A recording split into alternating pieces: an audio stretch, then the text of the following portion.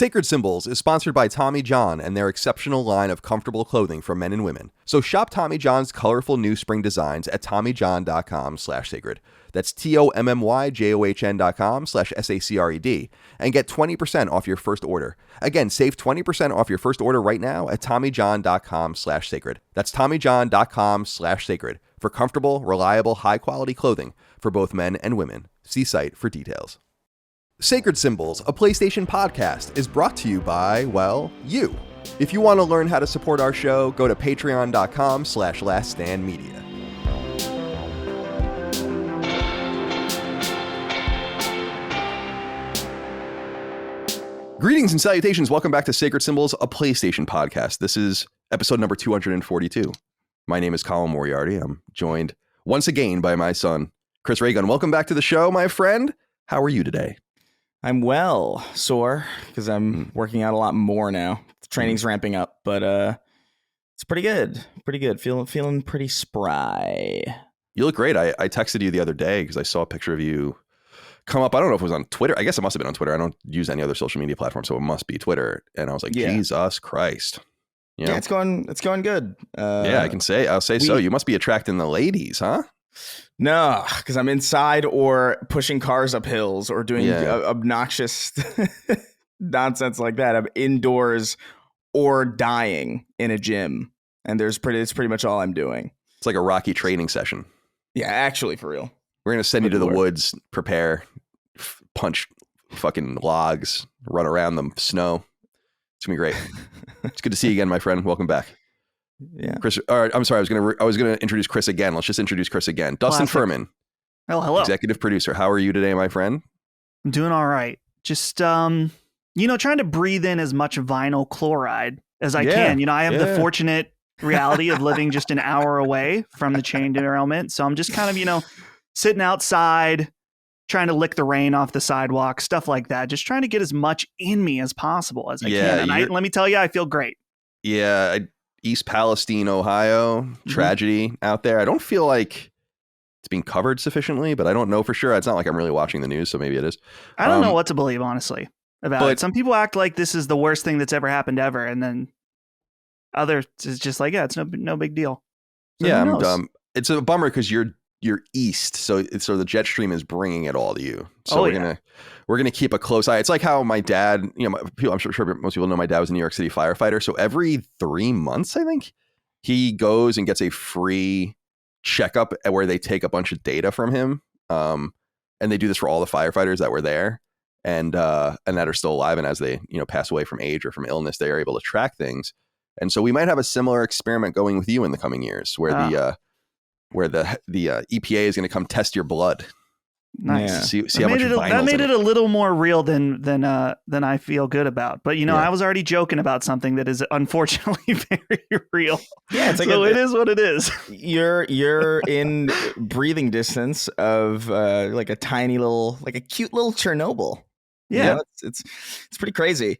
And the thing about that is like a lot of people are talking about like, oh, it's not being covered sufficiently, and it's like I guess, but there's also so much. It's like, oh, UFOs were shot down, and you're like, what? And then you look over there, and there's a train derailment. And then you look over here, it's like clouds of nitric acid in Tucson, Arizona, and you're like, what is happening? And why is someone saying it in the 1940s newsreel voice as well, which I love? Yeah. Tucson, acid rain in Tucson, Arizona. Dude, did you see that truck with all the nitric acid? Yes, I saw that. Like spilling out. It looks like Agent Orange. Like what you imagine that looks like. It looks horrifying. I can't even imagine just like a rogue, like a lizard, just minding his own fucking business. It looks like mustard gas. It looks like World War I. Yeah. I'm pretty sure it makes you like drown in your own mucous membrane. So it's not a fun thing to be a part of. But all those cars just driving by too. Just driving by. Hey man, no, that was the funny thing was that the first video I saw was a car driving towards it, and I'm like, I guess we're doing this. Like, let's go. Man, if I see a truck or a train spilled over and then I can see the air coming out of it, staying away. Yeah, I'm gonna turn around. Trip canceled. Yeah, absolutely. Welcome to America. Come soon. Come hang out with us. Please come. I'm gonna come. Do not Please. That's a good Jeb Bush. Do not Please come. Please come. Please come. I love the video splice that people have of Kamala Harris and Donald Trump, where it's like, don't come. Do not come. Do not come. Do not then, come. I'm gonna come. These AI deepfakes. These AI deepfakes of Joe Biden, of like Joe Biden, Obama, George Bush, and Trump like playing like Overwatch and Call of Duty are so goddamn funny. I can't get over it. It's a scary time, but also like definitely, dude. It's crazy. It's crazy. Funny. I actually must admit that I heard like a Biden thing last week or something where it had me going for like 10 seconds or so where I'm like, what? Because I thought he was like telling a story or was going to be like, and then it just kept going and going like, okay, it's obviously fake. We're going to start a nuclear war or something because of this. Like, there's no doubt about it. It's going to be great. It's a singularity. Maybe we can get AI to do this podcast for us. That'd be awesome. We can just have it generate our voices. You can use ChatGPT to kind of it already knows the things we're going to say. Right, exactly. It knows better than us. I was reading actually an interesting article about how AI could conceivably replace the white collar before the blue collar because robotics is so much more complicated than just basic AI. And all complicated AI would have to do is just listen to all the episodes of the show, and it would probably actually be able to do it. Yeah. So that's nice. And whatever. I don't know. It doesn't matter to me. Whatever happens, happens. Come get me. Come do what you got to do. Just don't miss. And that includes the robots, the Boston Dynamics robots, all of you. Right. I'm coming for you. All right, my friends. Well, welcome to Sacred Symbols, a PlayStation podcast. This is episode 242. I don't remember the previous 241 episodes, but they definitely happened, and you can listen to them right now on free feeds, YouTube, and of course, patreon.com/laststandmedia. Our Patreon's blowing up again. I love it. I don't know if we're going to hit it, but we're getting pretty near our all-time high. We're like a couple of hundred patrons away from being at our literal all-time high, which is amazing. So thank you for that. I know a lot of you are appreciating Sacred Symbols Plus. That's our twice weekly supplement to Sacred Symbols, only available on Patreon. We make some of those episodes free later on YouTube, but we're doing a weekly deep dive into The Last of Us on HBO, which has been a lot of fun episode by episode. We obviously have recent interviews with people like Carolyn from Limited Run Games. We did Sacred Symbols Cross-Defining Duke with our Xbox brethren recently. Our fantasy draft is up. Spoiler cast for Callisto Protocol and Crisis Core. We're going to do Dead Space soon. I saw someone complaining about that in the Discord, reasonably enough. We were actually going to record it a couple of days ago. I have to be honest, Ramon was here, and people watched that episode of Constellation, which is our conversational podcast. And, Ramon and I are very close. Ramon's my best friend. So we have like an emotional tether to each other. And I don't see him often. So we were up until 5 or 6 in the morning the last night he was here, just talking about whatever. And I just felt emotionally drained, to be honest with you. Just a little bit like emotionally drained this week. So I couldn't do Dead Space, but that will be coming soon. We appreciate your patience on that front. Of course, get your name in the credits, submit your questions, comments, concerns, thoughts, and ideas, access the Discord. And by the way, when you sign up for Patreon, use the RSS feed for God's sake. Yeah. Don't use the app. All right. LastStandMedia.store for merch. We appreciate you. And Last Stand Live in Texas is coming very, very soon. Stu Dog wrote in and said, "Hey, CDC, my excitement for SS Live." You can't call it that. No. Yeah, don't do that. Don't do that. It's like the remaining. They're like Argentinian old people, and it's like the SS Live. They're just all that remains. So he says, "Hey, CDC, my excitement for Sacred Symbols Live. It's really Last Stand Media Live in Houston next week is reaching off the charts levels. Can't wait to see the majority of the Last Stand gang there and hang out with my people. I am taking a slight risk in coming, however, because my second daughter is to be born just days after the show. So if you happen to notice someone exit the venue in a rush mid-show, it's probably me or my girlfriend who is questioning what life choices brought her to this very moment. Take care, guys, and safe travel. See you soon." Girlfriend. Wait, is she going to be there? You can't pregnant? Man. Wow, dude, Colin, deliver the baby. That's exactly what I was going to say. Dude, we are simpatico. I love it. Yes. Can we all deliver or we can each have our own job? Can we all deliver? That's exactly. Imagine us. It's like a Renaissance painting. The show. You're right on right now. Yeah. I want no part in this. I want no goddamn part in this. You don't want to deliver the baby? Absolutely not. I don't want to be responsible for handling some random fucking newborn. You joking? I don't think I'd want to hold my own baby until like a week later. Just to ensure I don't fuck anything up. I don't hold babies. Yeah, I don't like holding them either, to be honest with you. We cut the umbilical cord. We take a PS5 and we just kind of lean it against the umbilical cord on the ground and just kind of slice it that way. Wow. Like a suggestive slice. And And then Chris holds the baby up in front of the audience. And crowd surf? And well, I was For just the going to say, baby. everyone announces. Yeah, everyone can, everyone reaches out to kind of Pass touch the baby. around. Yeah, exactly. And then everyone in unison, because everyone is so just syncopated. Right. And everything is synchronous and beautiful. Everyone says the baby's name at the same time. It's going to be beautiful, dude. Stu Dog, I can't wait to see you. It's going to be great. No crying in the bathroom. No crying in the bathroom. Why is she your girlfriend? This is your second kid. Why aren't you married? Stu Dog. Unbelievable. Make a commitment. Yeah, man. At You the gotta show, commit. You got to commit. before the baby's born, you could engage. And then maybe that excitement will spur on the birthing process. This is so exciting. Yeah. No, that's wild. I just hope it happens when I'm not speaking. Yeah. That's my only. I can't be thrown off by something like that. I wonder what the name will be. We don't know yet. The spirits haven't told us, like the ethereal plane that will connect to us that day. You should type your kid's name in Wingdings font, and then whatever that is, try and make up some bullshit pronunciation. If Elon Musk can do it, if he can name his son an equation, then you can do it. Just do it. Oh, Stu Dog, we're looking forward to seeing you and your soon-to-be wife, I hope. All right, so come join us in Texas. I think tickets are virtually sold out, but there might be still a few stragglers available if you want to check them out. And we're looking forward to seeing you in Houston. One important note, I wanted to say this on the podcast. We also wrote a note about it. Actually, Maddie wrote the note on our Patreon, which is rare because I usually write everything. But I wanted it to come from him. Maddie has a health situation that is of some seriousness, but that will preclude him from coming to Houston as we had planned to have him.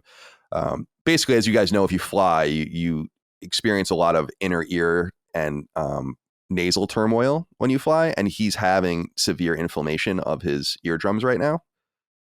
So that would be a really bad idea. In fact, I didn't tell him this because I didn't want to scare him. I don't think he listens to the show, but I remember being on a flight once with a Marine, and he apparently had a concussion and was flying and got really fucked up. And there was a doctor on the flight that was tending to him, because things were getting so clogged and hardened, I guess, or that's what it felt like for him.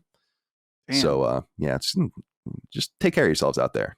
Acts of God. Maddie was very apologetic, but it's, as I said, you can't do anything about these things. Health, family, and acts of God, the news, shit happens.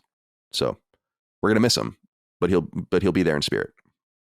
Hopefully not literally he's dead. And he's not. I was about to say, hopefully his ghost doesn't wander and saunter into the event space. Yeah, right. That'd be too bad. He's too young for that. So we'll wish for the best. But but he'll be there in some sense. Let's say that. I'm not here for you, but I'm there for you.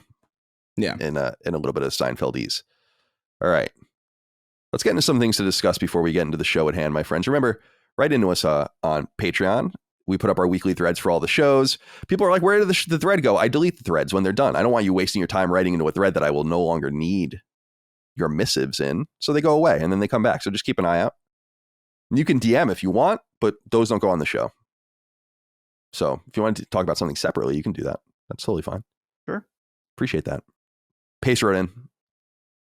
Said, hey up CDC. I don't know what that means. I keep hearing all these stories of followers holding hands, sharing earbuds, and enjoying this holy podcast with their loved ones. I wanted in on this mythical bliss, so I proceeded to play the podcast for my family. Playing it in the car, taking my kids to school. The kids got mad and their friends think I'm weird. Determined to get some results, I tried playing it for my wife, but she tells me to turn it down. I decided to go scorched earth, and now I play it loud everywhere in the car, cooking, taking out the trash, putting kids to bed, brushing teeth, etc. When someone tells me to turn it down, I shoot eye daggers at them and tell them to stand down. These ungrateful twats aren't putting baby in a corner. Keep up the great work, fellas. Pace is on the fast track towards divorce. Yeah. And Speed also run. Maybe losing custody of his children. So all in the name of sacred symbols. Yeah, I mean, it's a powerful show we have.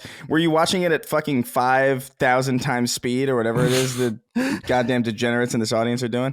I look, man. If you want to speed run the downfall of a relationship, there's easier ways. Mm-hmm. Way easier ways to do this.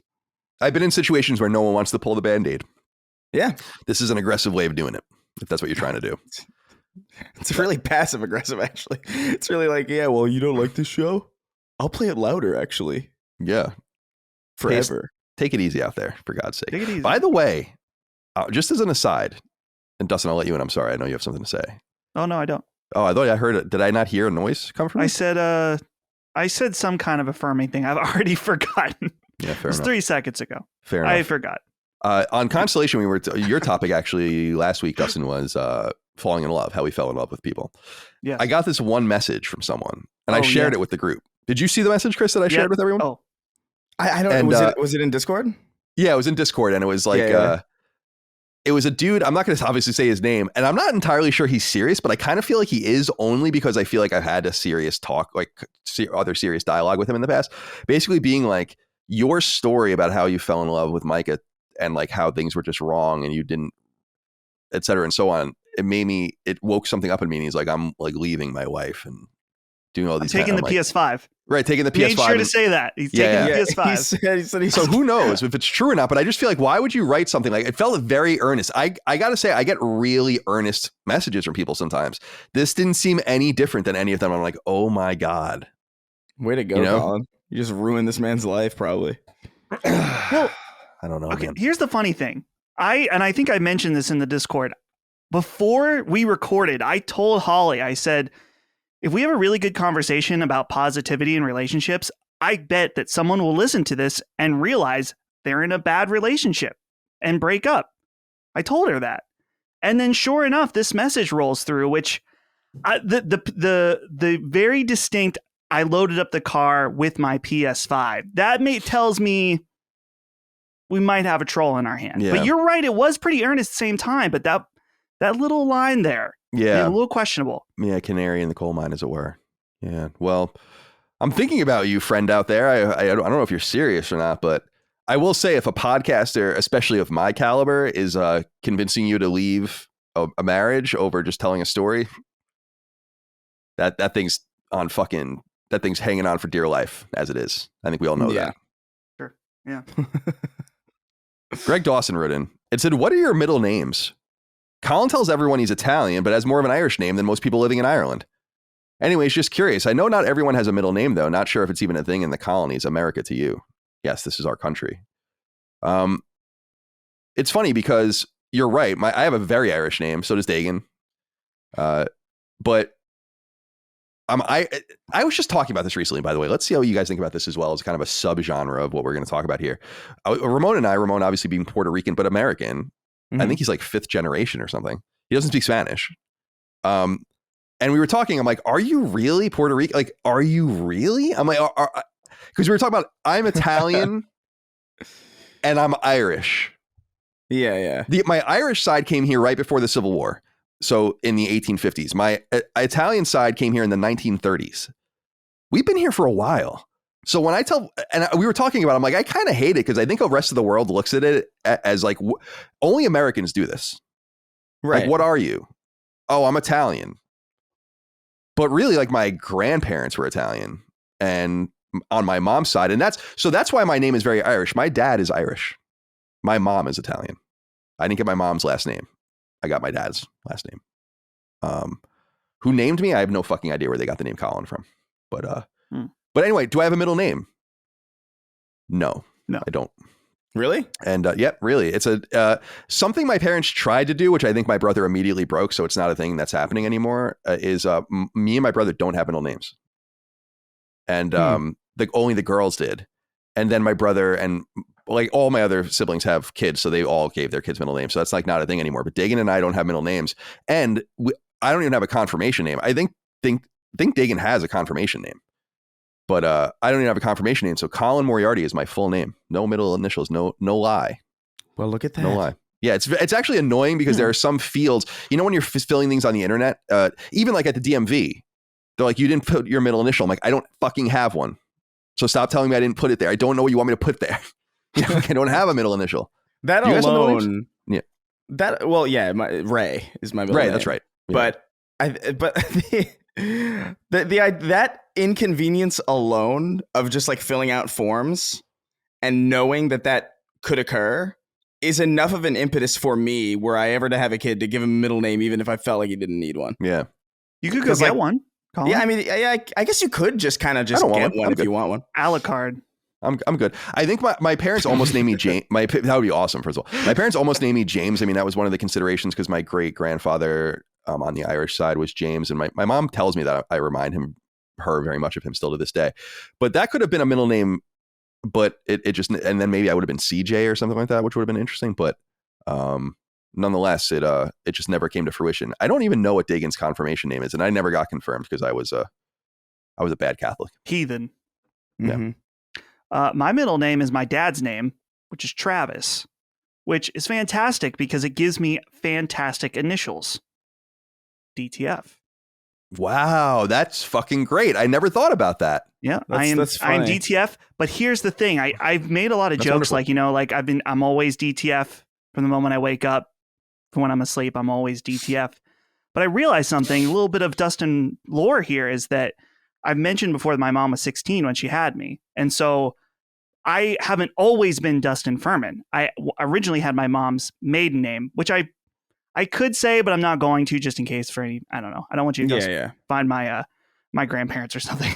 So I used to have a different last name, and then once my parents got married when I was 4 or 5, then I became fully Furman at that point.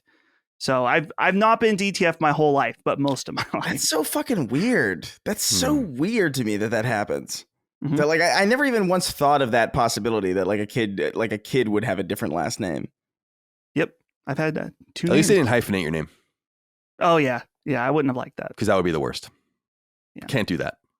It depends on the hyphenation. Some hyphenations are cool. They some of them are cool, but just generally speaking, it's too much. What does you got to choose one or the other? I don't mind a woman keeping her name. I think that's totally fine. Yeah. Hyphenating the name is what bothers me. How do you do you think in a situation where like, because I know that like, oh, the woman takes the man's name or whatever. Mm-hmm. I could easily see a situation where like if I got married to somebody with like a really cool last name, I'd be like, can I take yours? Yours is kind of cool. You know what I mean? Yeah, I knew a guy that did that. Well, really? They both hyphenated their names. They shared 2 last names. I knew this couple. I guess I won't say their names. I was actually really close to them in San Francisco. I knew them through my good friend Nate, and who works at Google now. And they were like they weren't really hippies, but they were like very new age and very like just very down and interesting people. And anyway, they made a new last name when they got married, combining like, I don't remember exactly what it was, but it was like Josherton or something like that. Like it was like taking some name like Joshua and then, Pennington or something and putting it together. That's not what it was, but, and I was like, that's interesting. Yeah. But yeah, why not? Yeah. Mike is taking my name though when we get married in October, which I'm totally fine, but I would have been fine if she wanted to keep her name. I think that's totally appropriate. The only thing is just no hyphens. I hate that. Yeah. Hyphens are bad. Micah Moriarty sounds like a villain though.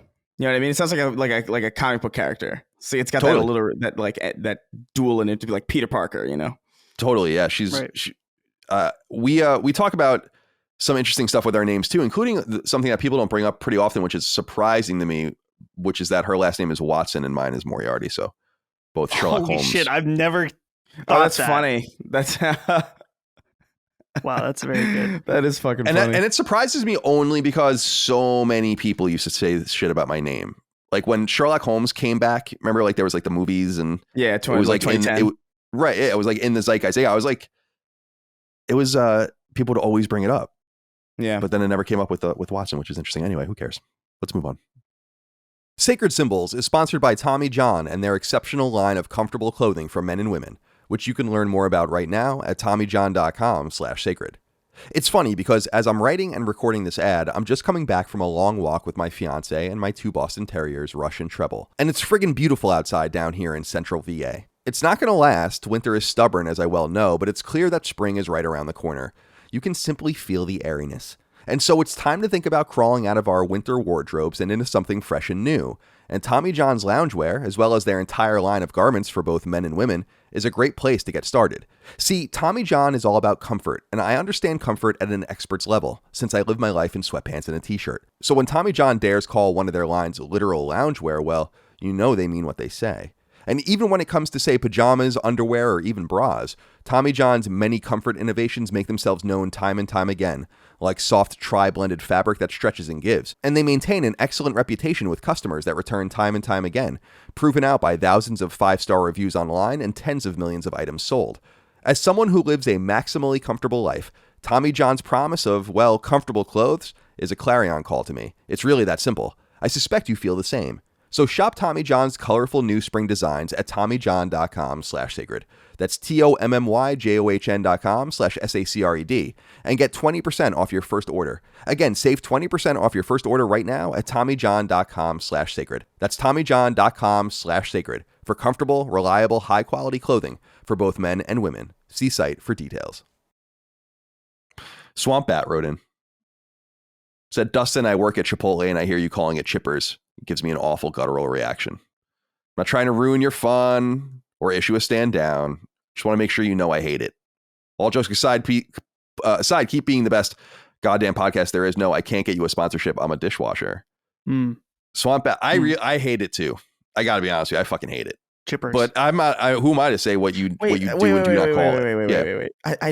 I've never heard this. No, you must have not been on this episode. When was that? Must have been last week.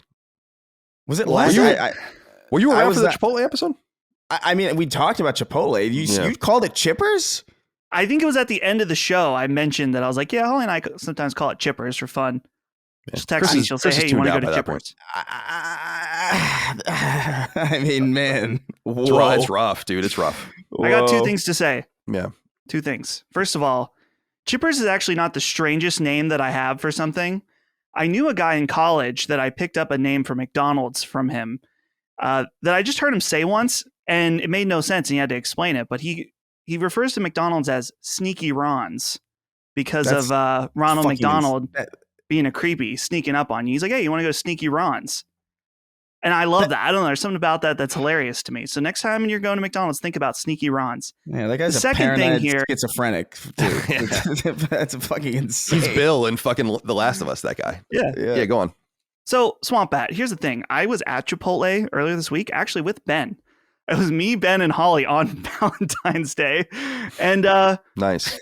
The absolute worst experience I've ever had at Chipotle by a long shot. Really? Walk in. They say, hey, our POS isn't working. You got to use cash. Okay, that's fine. About 2 minutes later, while we're in line, they're like, actually, you can only order through the app. Our POS is down. Like, okay, well, that's annoying. I've got the app, though, so I will order.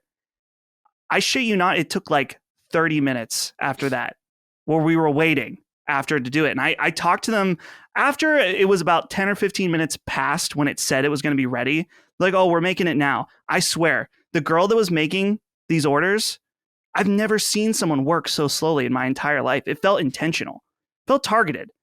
And then the food, dude, the rice was like crunchy and there was some stuff missing. It was just overall a bad experience. And I emailed them about it because I felt this strongly. I was like really upset. And you know what? They're like, sorry about this. We're going to contact that store. We're going to apply a buy one, get one free to your account. I'm like, wait, you're giving me an incentive to go spend money somewhere where I had this horrible fucking experience. Are you serious? Yeah. So Chipotle, I'm not saying I'll never go back because when it comes to Chipotle, I'm a man of, I can't keep that. I just know I want. I can say that I'm mad and I am, but in a week or two will go by and I will probably forgive. Sometimes you go to a place and you have it's an off day and it sucks. Mm-hmm. The one thing, what's honestly astounding to me is that as many times as I've been to so many like different eateries like over and over again throughout my life, and every single one of them has had like at least one day where just everything's fucked, except for like local pizzerias back home. Actually, for real. I have never once walked out of a New York pizza shop and had like a bad experience. Not once. Well, experience, I don't know. I saw somebody get mugged. That's a different thing. Yeah, the food wasn't bad. Yeah, the food was great, actually. The food was extra good. Right, exactly. That's what I'm saying. Because it was like a reward for escaping possible death. Sure. So it was actually like an enhancement in some way. Did I see a guy get yelled at because he took too long to come get the pizza he called in? Yeah, but the food was good. Yeah, exactly. Yeah. It's great. I've had bad Chipotle experiences too. But well, dude, I still go back. my local Chipotle is it's newer, and by newer I mean it's been around just over a year now, I think. Wow, that's pretty new. It is the worst Chipotle that I've ever been to consistently, in that I think I've been able to get steak there maybe, well, let's say 66% of the time. Wow. The that's other specific. third, they never have it. They're just out. They've only got one rice. I've been there before where they had no rice. Yeah, I can't eat a burrito without rice. They That's have not no happening. rice. I've been there where they're like, we don't have rice. I'm like, okay, well, I'm going somewhere else. Because Maybe I all the think rice. somewhere where they have rice. Maybe all the rice was on that gosh dang train. Yeah, I don't know. true. I mean, if I'm breathing that in, then fine. That'd be better. But on that gosh dang train, that's what he just said, which is interesting. First of all, some people have had really bad Chipotle experiences, if you know what I mean. But yeah. But yeah, it's funny. We've ordered from them a few times now, just over the app, and it's fine. It's good. But I'll say this. I just want to reiterate, because I know I've really sung the praises of this place in the past. My local McDonald's is so fucking good that it's not even funny, dude. Like, you got a good one. It's so good. I don't know how they do it. We've eaten there probably, I don't know. We don't eat there constantly. I lived there for a few years, maybe 20 times or something like that. And it's like never, ever anything but excellent. The right amount of all the ingredients, the fries, fucking scorching hot, wonderfully salted. I don't know what's going on at that particular operation, but because do you know the McDonald's, Chris, on Colorado and like beach, or Colorado and Ocean in Santa Monica, the one down the street from where I lived? Yeah. That was, dude, that's like the Mad Max of McDonald's. Yeah. And it's just night and day. I would get that stuff from that McDonald's delivered, even though I lived 4 blocks away, because I didn't want to go into it. Dude, it's a crazy.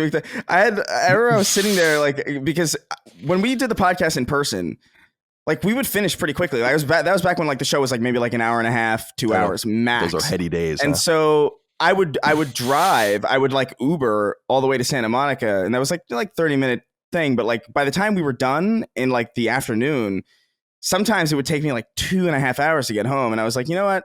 I'm just gonna spend some time in Santa Monica. I would like chill on the beach. I would like walk around, get food, go to that pizza place that was fucking great. Yeah, what was that? Joe's Pizza. Yeah. But like, I remember once while I was trying to kill time, I walked into that McDonald's and I just got fries and like nuggets or something like super simple, something that I felt wouldn't fuck my stomach up too bad. And I was just sitting there, and some lady walks in with like, this was not like a destitute person. You know, she had like headphones. She had like a nice phone. Like, she was like, hey, can I get some of your fries? And I was like, what? That's awesome. And she was like, yeah, can I get some? Come on, share with me, man. And I was like, is this real? I said, is this real? She goes, yeah, man. I can't remember what she said. She said some other nonsense. And then I had maybe eaten like 6 of them. And I remember specifically being so upset that this was happening that I grabbed all my fries and crushed them in my hands. Dude. And then she walked away, and she's like, "You're a fucking psycho." And I was like, "Maybe."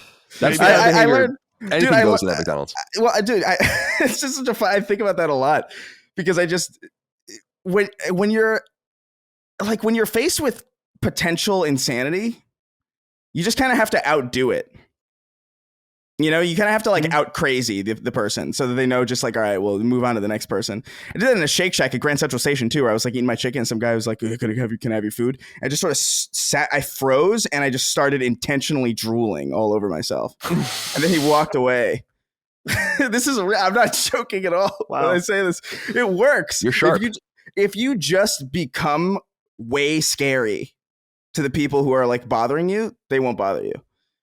That's why I walk around with a scowl all the time. I apologize for people who see me in public, by the way. I'm not angry. I'm just like, it's a defense mechanism. Yeah, it's like it's the fake headphones thing. Well. It's just like, I'm not actually listening to anything.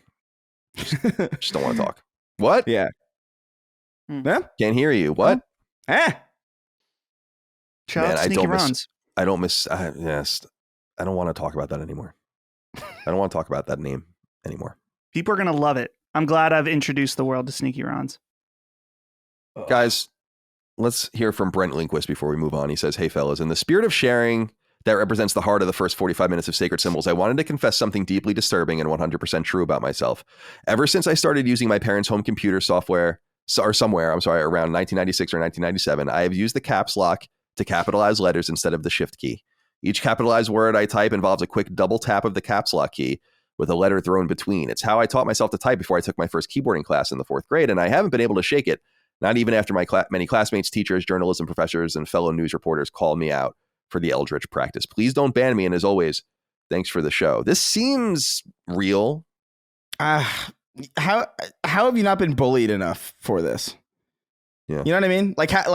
I feel like people would have bullied me so relentlessly for this, to the point where I would have had to stop for my own like mental well-being. Right. Did you just not know what the shift key did? Yeah, I don't know.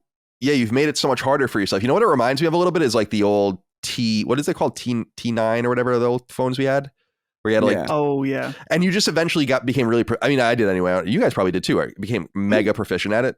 Yeah. Like to the point where when I got my Palm Pre, which was the first phone I had with like a keyboard on it, I was like kind of bummed because it was like, wow, that was like a skill you needed for 5 years in human history. yeah. Once I got it down, the Droid came out and had like a keyboard under it, and it's just like, oh man, now I got to learn this. But and then you're stuck with an Android phone too, which is even worse. Yeah, I did like that. That first Droid was awesome. That's a fate worse than death.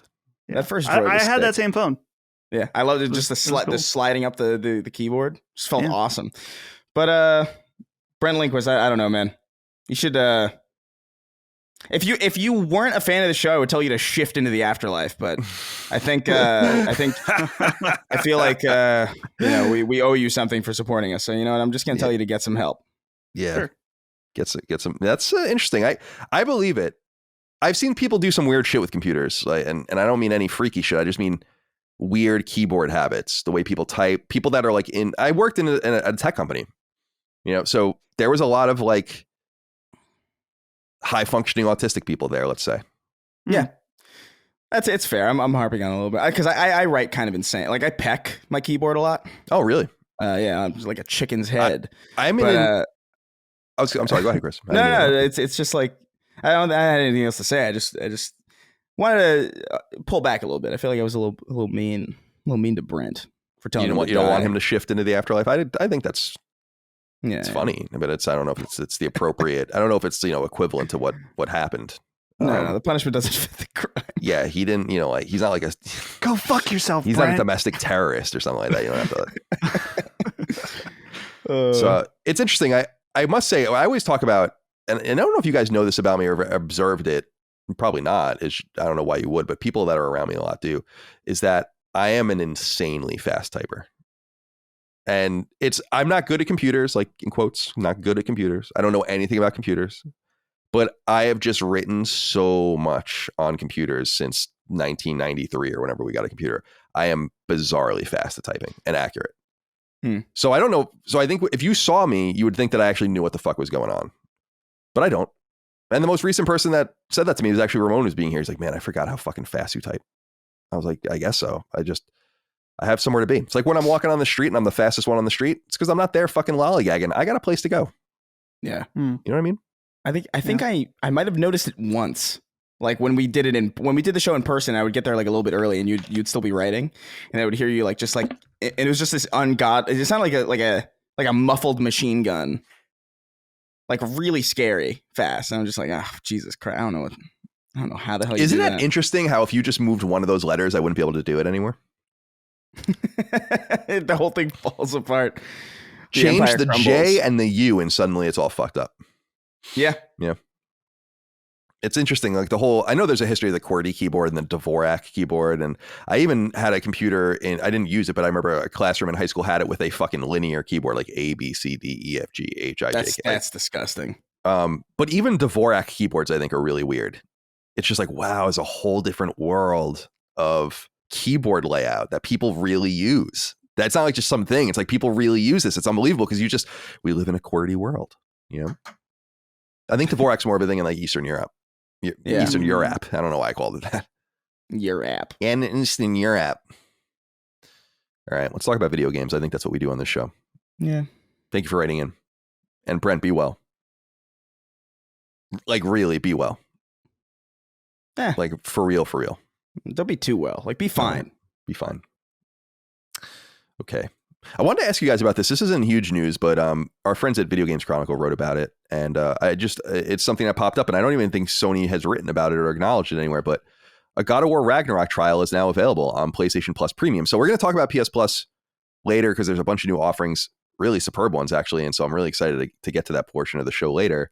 And we'll save a lot of the conversation for then. But one of the perks you get on the upper echelon, because it's essential, extra, and then premium. So premium being the highest tier of this new PlayStation Plus, or this newer, it's not really new anymore, so we should stop calling it that, is this ability to get some trials, especially of premium games. And God of War Ragnarok is a very premium game. It's also not very old, and this isn't something that Sony would often do. I was curious what we thought of this, and if you think this is a sign of things to come. Dustin?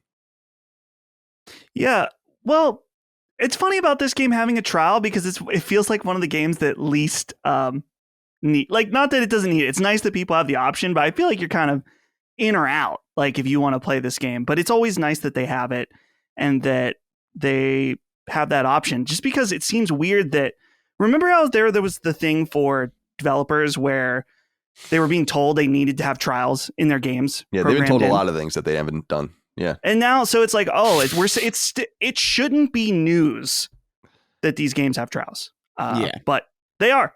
So good job, Sony. I can't, I was covering PlayStation from a journalist perspective when PS4 was obviously announced and came out.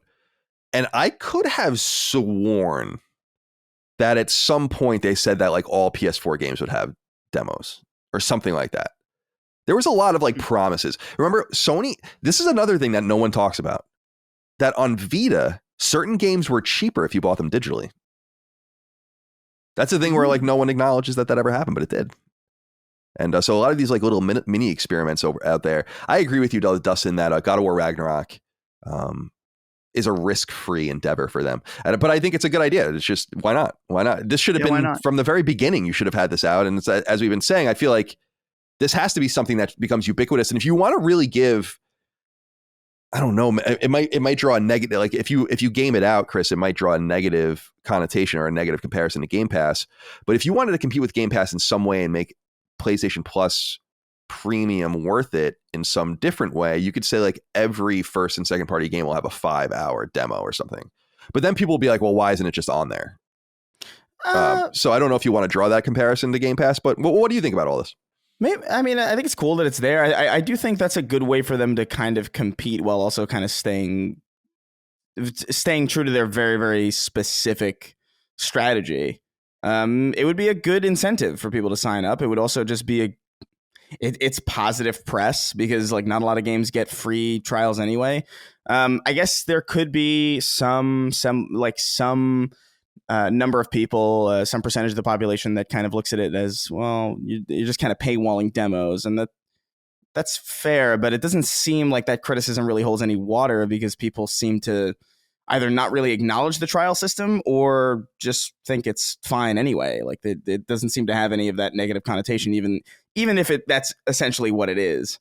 I think it'd be a smart thing to do, honestly. Yeah, me too.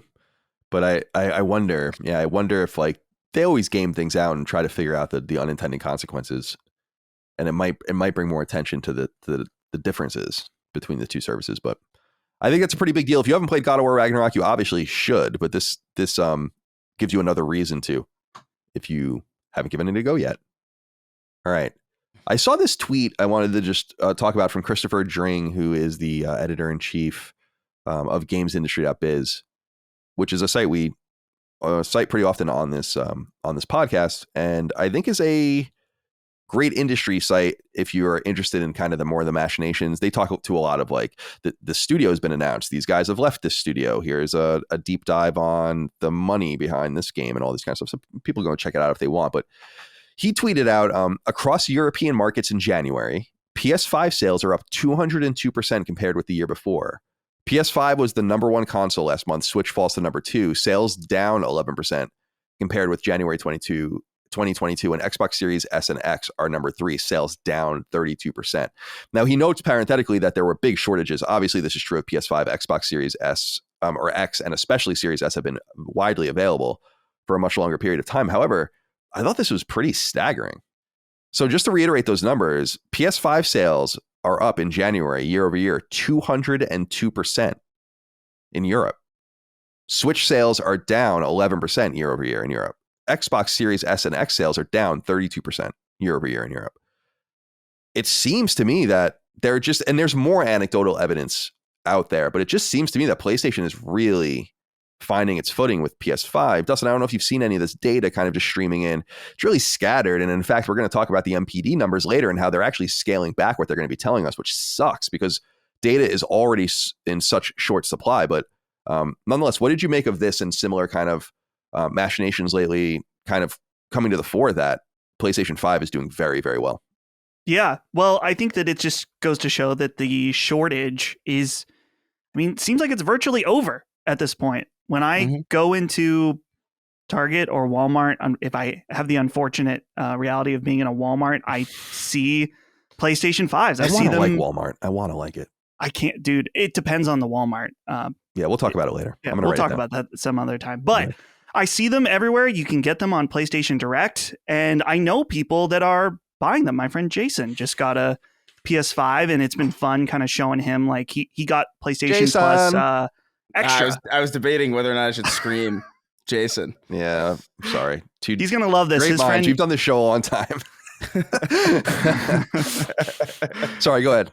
Jason will love this. His friend Corey is a listener, and he'll tell him about this, and then Jason will play this for everybody in his office, I'm sure. Jason. But I've been telling him, and he got PlayStation Plus Extra, so he's just been kind of like, getting into everything that the service has to offer and checking out PlayStation and stuff like that. But I think that's the case for a lot of people, and I wonder in particular with Europe.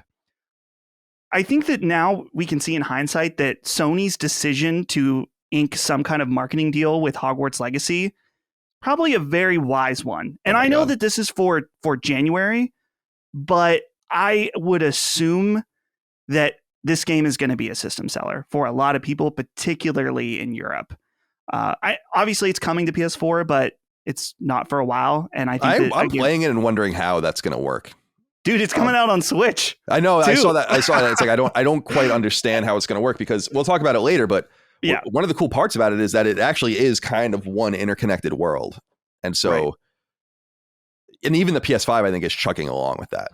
So, Anyway, we'll leave that for another time. I wanted to revisit this Walmart topic though, just as a quick aside. Let's revisit. I've always wanted to like it because it's cheap, accessible goods for normal American people. But it can never escape its trashy persona. And it really, there's nothing you can do about it.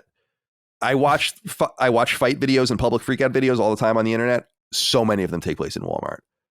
The friggin' predator catcher videos that I watch on YouTube, they're catching these dudes in a Walmart. Like everything about it is, it's just, so I'm a Target guy myself just because there's a Walmart, there's a huge Walmart in my neighborhood, but or in my Target my is where you pay a tax to not be at Walmart, just like slightly more. You get mostly the same things there. I know, but you're not at Walmart. So I know women tend to like Target a lot. I don't know why that is. Because I've been to Walmart and Target. There was a Walmart and Target around pretty much everywhere that I've ever lived, and Target's just red Walmart. Like it's not really that different. I guess there's like I totally agree. Vibe. Dude, it's a little nicer. It's a little nicer. No, you can't. Maybe where you are, maybe. Yeah, every single location that I've ever been. Yeah, it's just like a huge coincidence. You're wrong, dude. I have been. So first of all, the Butler Walmart, I've seen some not a good place. Listen, man, I've seen some fucked up Targets, man. Like it is wild. Well, that's the thing is that sometimes maybe there's some kind of equation that if your local Walmart is bad, your Target is good. But if your Target is bad, your Walmart is also just slightly better, yeah. Maybe not even slightly, it's just on equal grounds. There's just a better chance that maybe your Target is gonna be better. I don't know, man. I've just never been happy setting foot in a Walmart or a Target. There's always something about those places that just like I liked Walmart initially just because it was the only place around us that was open like 24/7. So we would like sometimes like in our town with nothing to do, we would meet up at the McDonald's in the Walmart and just like eat at like 2 a.m. And we would like, I remember we would like play.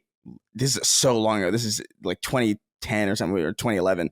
We'd play like League of Legends in the Walmart, just at 2 a.m. because we had nothing better to fucking do. And I don't know, but that was the only saving grace. And ever since the pandemic, a lot of those 24/7 Walmarts aren't 24/7 anymore. So it's like, all right, well, you're useless now. I don't know. And Gary putting Kleenex on the fucking shelf 50 feet away from you wants to kill you. Oh yeah, absolutely. There. Yeah. I think I will say fit Costco. That's oh yeah. Ooh. I have 2,000 pounds of cereal. Oh my God, dude. I love Price Clubs. I love Price Clubs. Yeah, it's awesome. Yeah. We have a brand new one in my neighborhood. It's actually at BJ's, which is great too. BJ's actually notoriously takes really good care of their people, which is a good reason to shop there. It's why people are generally pleasant there. But I fucking love that place. I never want to go shopping with Micah. Like she usually goes grocery shopping for all that, but she tells me now when we go to Price Club because she knows I like to just go and wander around the halls of late stage capitalism. You know, right? But shout out to Walmart and. I got to tell you guys one thing about Walmart. Yeah, please. Before I forget, this is the opportunity. It's never going to happen again. Tell me. I had a roommate who worked at Walmart. He worked in the electronics section. He was an associate in college. Yeah, he was an associate at Walmart. And he came home one day and said, "Yeah, this was a bad day." It's like, "Well, what happened?" He said, "Well, I got a call over my radio to say to come over to the DVD bin." And he went over it, and there was a bass, like a straight up the fish, a bass. In the bargain DVD bin. And they were like, "You got to take care of this." He's like, "I don't know what to do. Like, there's a fish in here." And so he told me that they took the fish out and they got some cleaning spray and they just wiped them bitches down and put them back. Did the best they could. Yeah. There is the best they could. So, I mean, that's a dead fit. But the thing, there is no, I'm surprised that this is even remotely a story that you're telling, because when I was working in Sears, a deer wandered into our Sears. Oh shit. That's awesome. I have never been so fucking confused as to how to handle a situation in my goddamn life. Were you sleeping behind the TVs at this time? No. It was I was about to go on my lunch break and I was I was at the computer clocking out. And then I hear like some shit over the radio, like, hey, we need like people like, I don't know what protocol they could have possibly had to prepare for this, but like I was clocking out on the computer and then I look around the aisle and I see a fucking deer and I'm like, that's gotta be like a animatronic or something, right? Like it was around Christmas too, which made it like really funny. So like I'm just like, okay, so this is like what the fuck is that? And then it's real and it's calm. It's not freaking out or anything. So like people were just kind of like herding it out, and thank God it didn't like fucking ravage. Because they get crazy when they're stressed out, dude.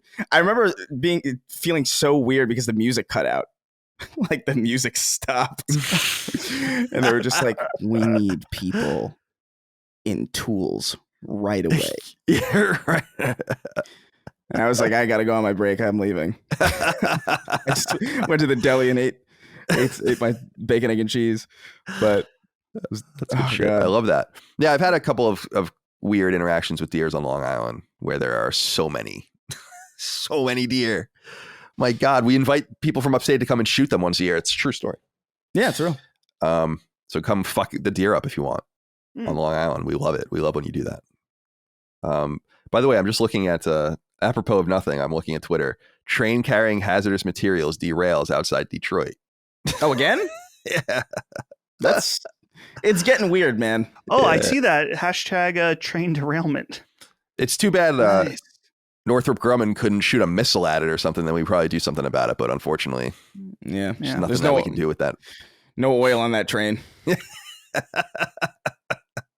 Yeah, exactly. No rare earth minerals on that train worth fighting over. So, all right. Sorry. I mean, honestly, I feel bad for whoever's affected by this, but it's just so fucking insane. Like it all seems like ops to me at this point. It just feels crazy. It's like now we're suddenly shooting things out of the sky. Now suddenly all these trains are derailing. I mean, don't get me wrong. I suspect the train system in these United States. I don't know why I wanted to say that. In these United States, it's like embarrassing. How do we do anything here? It is pretty fucking embarrassing. I mean, it's crazy. Like, how do we do anything here? Train derailments actually happen pretty fucking often too. It's just like they're not usually carrying fucking, mustard gas, liquid cancer, or liquid cancer. It's not usually the train that's derailed is not carrying the last living specimen of smallpox. Yeah. All right, let's move on. I wanted to give a shout out to. We don't do the whole like rundown of every game announced for PlayStation anymore. And we haven't done that in a long time. So I promised at that time that when games that came by my desk or that I saw through research that I don't think people would generally talk about, make themselves known, I wanted to bring them to people's attention. I brought up this game Romancelvania a few months ago, and now it has a release date on PS5. There was a PS4 version. According to Gamatsu, that version is canceled. So it comes to PS5 on March 7th. And it's described in its write-up as both a loving parody of Metroidvanias and a fresh take on dating in games. Dive into this unforgettable action dating experience featuring in-depth weapon and magic-based combat, exploration-based platforming, and a cast of gorgeous monsters that will steal your heart. You play as the legendary playboy vampire himself, Drac, as he battles and romances his way across Transylvania. After being reluctantly recruited by the Grim Reaper to star in a reality dating show, he's on a mission to find the world's most eligible monsters, get them to move into his party mansion, and restore his former glory by killing everything in his path along the way. So there's a small, short trailer, and it just looks interesting. I don't know if it's going to be any good or not, but I think a game that sounds truly different, and that's really intriguing to me. I like games that are very much the same, and we're going to, again, talk about Hogwarts Legacy later. That game is very familiar and cozy to me. But games that go out of the box, I want to give a shout out to as well. So we'll keep an eye on this one. But I wanted to give this one a shout out as we pass. I don't know if you guys have anything you want to say. I like the name a lot, and the premise is the premise is pretty sick. It's funny because I was just thinking about the drop recently, and because I remembered I had this like feverish. It was almost like a not a Vietnam flashback necessarily because it's a positive memory, but like I just had this random. I got hit by a train by this random memory of the shump. That's right, shump. Oh yeah, the rule was no one was correcting any of the spelling when it was going on the PlayStation blog. So this one game called it a shump, which they meant shmup, and we fucking died laughing. I wish I could. I don't remember what that must have been like episode like fucking. This is why we need a more running collection of things that happen on the show like in the moment. We need someone to do that for us, but I don't message me about it because I can't even think about it right now. I appreciate it though. There's an important thing about this game, Colin. I can't abide by the pumpkin boobs in the trailer. Oh, no? No. Chris, did you see this? Did you watch the trailer? I'm watching it now. There is some large... Yeah, if you go to like 47 seconds, I was trying to find it. I'm shocked that you went through this and you even watched the trailer and you kind of just let this go by. It's a little shocking. It's whimsy, you know? I mean, what's the timestamp for it? 47 seconds in the trailer on the Gamatsu story. Oh yeah, that's a little off-putting, but you know, she's got a heart tattoo on her, like she's Janice in Sopranos. Right, in Sopranos, yeah. Although it's not a heart tattoo for her, so isn't it a Rolling Stones tattoo? Yeah, this is doing something for someone. That's all I'm saying. There's a character named Brosifer. It's so dumb. I love it. So shout out to Romancelvania. I definitely wanted to give that. I was actually a little. Konami's seemingly cool now. Again, they're actually doing really well. I didn't report on it last week, but they did release their financials. They're actually doing quite well, and I think they're going to continue to do better and better. But I think that's a pretty easy case. Yeah, I don't know. It's because it's not a look and feel thing. It's just totally invoking in Castlevania. Yeah, but maybe not. I don't know. I mean, maybe they would fight back. Maybe it's not worth it. It's obviously an ode. It's done in love. So why get involved in that negative way? Okay. Wanted to just give a quick shout out to this. We don't talk about FIFA very often on this show, but it was a big deal when EA revealed that moving forward, I think beginning this coming year, FIFA will become EA Football Club, EAFC. And so this obviously created a breach, a schism with FIFA, the organization, the International Soccer Organization. And now FIFA is now pursuing their own game, which will continue the FIFA numbered line. And EA will now continue FIFA with an annualization of their the same product, just under a different name. So there's a really big thing happening here, though, in that now it's going to be about rights. And this was something that, esport or eFootball has to worry about as well. But FIFA was a real powerhouse. They would gather and get all of the different groups and all the different leagues and players and whatever that would really give them a lot of realism. And one of the key leagues in FIFA is the Premier League. And the Premier League is widely seen, I think, as the most important soccer league or football league in the entire world. And I know that there's all this stuff with a Super League kind of coming out of Europe, maybe based on the Premier League. And I don't follow any of that stuff, but getting them involved in whatever game is next is key. And it's according to Sky News, as relayed by Games Industry Up-Is, the 20 clubs in the Premier League were alerted late last week that there seems to be a deal worth nearly £500 million that will give EA the rights to Premier League players, sports logo, or logos, rosters and likenesses and arenas or stadiums, as is the case in all the rest. So just wanted to give a shout out to that because that's huge. And I'm really interested to see what happens with the FIFA competitor. Like, are they going to try to get with eFootball, as I kind of hypothesized? And then they said that they were going to just try to do with their own thing. I don't know. But I'd be loath to skip that. We're not soccer fans, so I'm not going to put you guys on the spot. All right. And finally, just a passing piece of news here. This one comes from Kotaku, actually. And I don't know if you guys saw this, but yeah, they wrote here, Kotaku posted a story yesterday from when they published saying that the Witcher 3 Next Gen update added realistic vaginas and suggested that these kitties were one of the many fan-made mods CD Projekt Red added to the updated game. In the original Witcher 3, women who were shown in full frontal nudity had no visible genitals, just sort of a smoothed over Barbie doll area. In the Next Gen update, which released for free this past December, it seems that the crones from Crookback Bog and the Bruxus, the only women NPCs that regularly do full frontal without any obscuring shots or panties, have landing strip style pubic hair and visible labia. We got the polygons.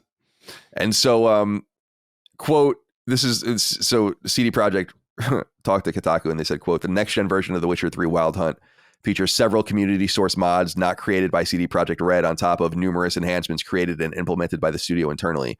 Merging everything together was a complex process, and the textures in question are an unintended result present in the release version. This is something we are working to address. So if you want your labia, your realistic labia, you better get it before they update, they patch it out. And why are they patching it out? Don't connect it to the internet. Or just I imagine that would be against the rating. But it's already rated for nudity. Yeah, but it's rated. Yeah, but I don't. There's lots of titties nudity. in it. Is vaginal nudity in any game? You know what I think it actually is for real? I actually think it's more about an issue that it's a mod that they didn't make. But there's other mods they didn't make. No, that's the whole thing. Is it a combination of like a bunch of different mods? That's what they said. Yeah, I think is that like it's like I guess part of the license of making the mods was that they could do whatever they wanted with them. So that's silly then. They put them with it. I'm going to say, is there any the FBI agent that watches everything I do is like he's the meme throwing his headphones off right now Is there any vaginal nudity in video games? I just don't think that would constitute an AO rating. I mean, penetration is something different than just showing. Yeah, I don't know. Yeah, I don't. The first thing that comes up is actually, have they ever showed a vagina in a video game from IGN boards in 2018? Oh. I got no idea. We're going to need some extensive research. Xbox 2 had one, but it was put in there by accident. I guess what I'm saying is that I don't think, I'd have to look, but I don't think vaginal nudity is. I think that's AO. And I think that's kind of weird. So penis, okay. Vaginal nudity, no.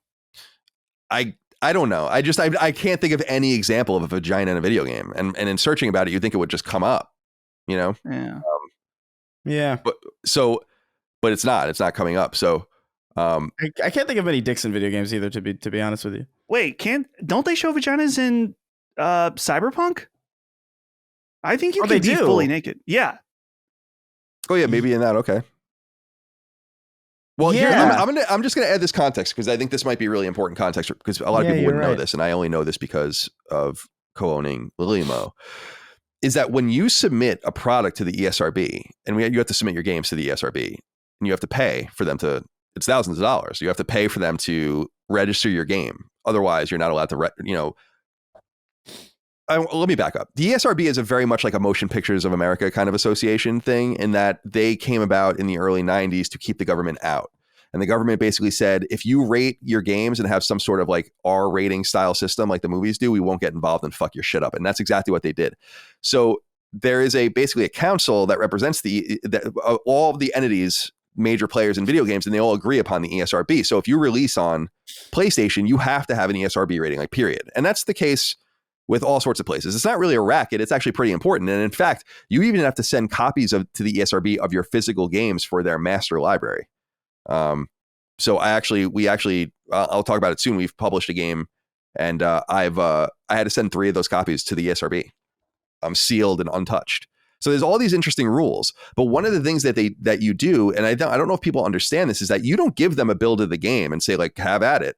What you do is you present them a reel from the game that represents average or like, so like, here's the typical violence in the game. Here's the very worst example of violence in the game. Here's a typical example of like sexuality in the game. Here's the worst example. Here's when alcohol is used. And you have to kind of check all these boxes as well and say, like, there's alcohol use, and so they assume that you're telling them the truth. And if something like this rears its head, it's very similar to hot coffee. What was that, Grand Theft Auto 4? No, Grand Theft Auto San Andreas. San Andreas, yeah. And like, that's a lie by omission to the ESRB, and that's very serious. Like, you can get fined a serious amount of money, like a put out of business amount of money, by doing that. And they understand that shit gets by on accident, especially with partners that they work with over and over again. So it's not really a big deal, but they're going to have to, like, so in other words, it'll have to be patched to fit within the confines of the rating it got. And I don't know, like, there probably is vaginal and penis shots in games, but I do think that it's certainly not common, and that has to be rectified one way or the other, because it's not. I think there would probably be something on the ESRB thing, like full nudity or something like that. I don't know. That's just my opinion, but that's what I know from doing our games. Yeah. Actually, I'm thinking of it. You want to know a specific example of this? This is interesting. I don't think I ever talked about this, and I'm allowed to talk about it. It's not a big deal. It just never came up. We had to get rated when we sent Super Perils of Baking through the ESRB. We had to get a rating. It was still, I think, E for everyone, but we had to have an alcohol consumption rating, because in the beginning poem that I wrote about the family and like where they come from, and we have this like vignette of them, I talk about how one of them was a bartender. So like, that literally like required an alcohol tag. So that's the kind of thing I'm talking about. Wow. Okay. That's kind of nuts. Yeah, it's interesting. Like, and I think I used the term old fashioned. I think that was specifically, it wasn't even the word bartender. I think it was like a reference to an old fashioned that was like, well, she's a bartender. Right. So references to alcohol. Wow. I guess. And I'm like, yeah, that's fine. Yeah. As long as it didn't cost us a rating, which it didn't. Okay. I think that's it for now. Let's get into what we're playing. I just want to say off the bat, and then we'll talk about it. Actually, Dustin, we'll go to you as well, and then we'll all talk about Hogwarts Legacy since we're all playing it. I platinumed Dead Space Remake, platinum number 137, loved it. I really had effusive praise for it last week. I won't go into it again in that regard, but it's a must play. Complete, 100% must play. It's awesome. I played it 3 times. I mean, and I did this with Evil West 2. I'm like really in a mode right now where I'm just playing games over and over again and really getting to know them and enjoying them from a deeper angle. And Dead Space is pretty immaculate. There's very little wrong with it, and it's very much worth the full price. And we should support games like this if we want to see more games like this. And of course, another group inside Motive is working on the Iron Man game, but all signs point to another Dead Space game, especially because this game is doing so well. So shout out to all that gave it a shot and played it. Chris, you weren't here. Do you want to say anything about Dead Space before we move on?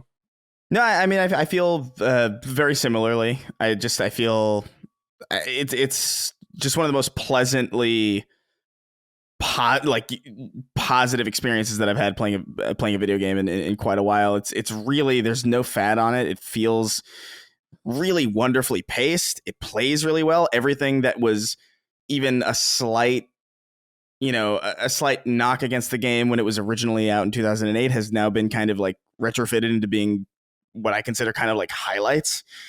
And so it's just it's just so good. So good. I got through like halfway through my second playthrough before I wanted to move on to other things and before I got kind of too busy, but like it's really good. It is so good that it did get me wondering about Resident Evil 4 because, I don't know, man. Like Resident Evil 4 is amazing and I have no doubt that game is going to be fucking awesome, but they really just nailed it here. And I think the scope is probably a little bit smaller. And I think that's probably why they were able to really bring this game up to modern standards and make it like really, really like immaculately polished and immaculately paced and all this stuff. But yeah, it's one of the few really great remakes. It's interesting because I always looked at Dead Space as 1 and Resident Evil 4 as 2 in terms of my favorite survival horror games. So if the remakes slot in that order, I wouldn't be surprised. If Capcom's awesome, so I mean, the modern Capcom is just killing it. So I have no worries about that. I was much more skeptical about this. Right. That's kind of what I mean. Yeah. That's kind of what I mean too. It's like, man, the fact that they did this is pretty sick. It's awesome. I love that it's doing well.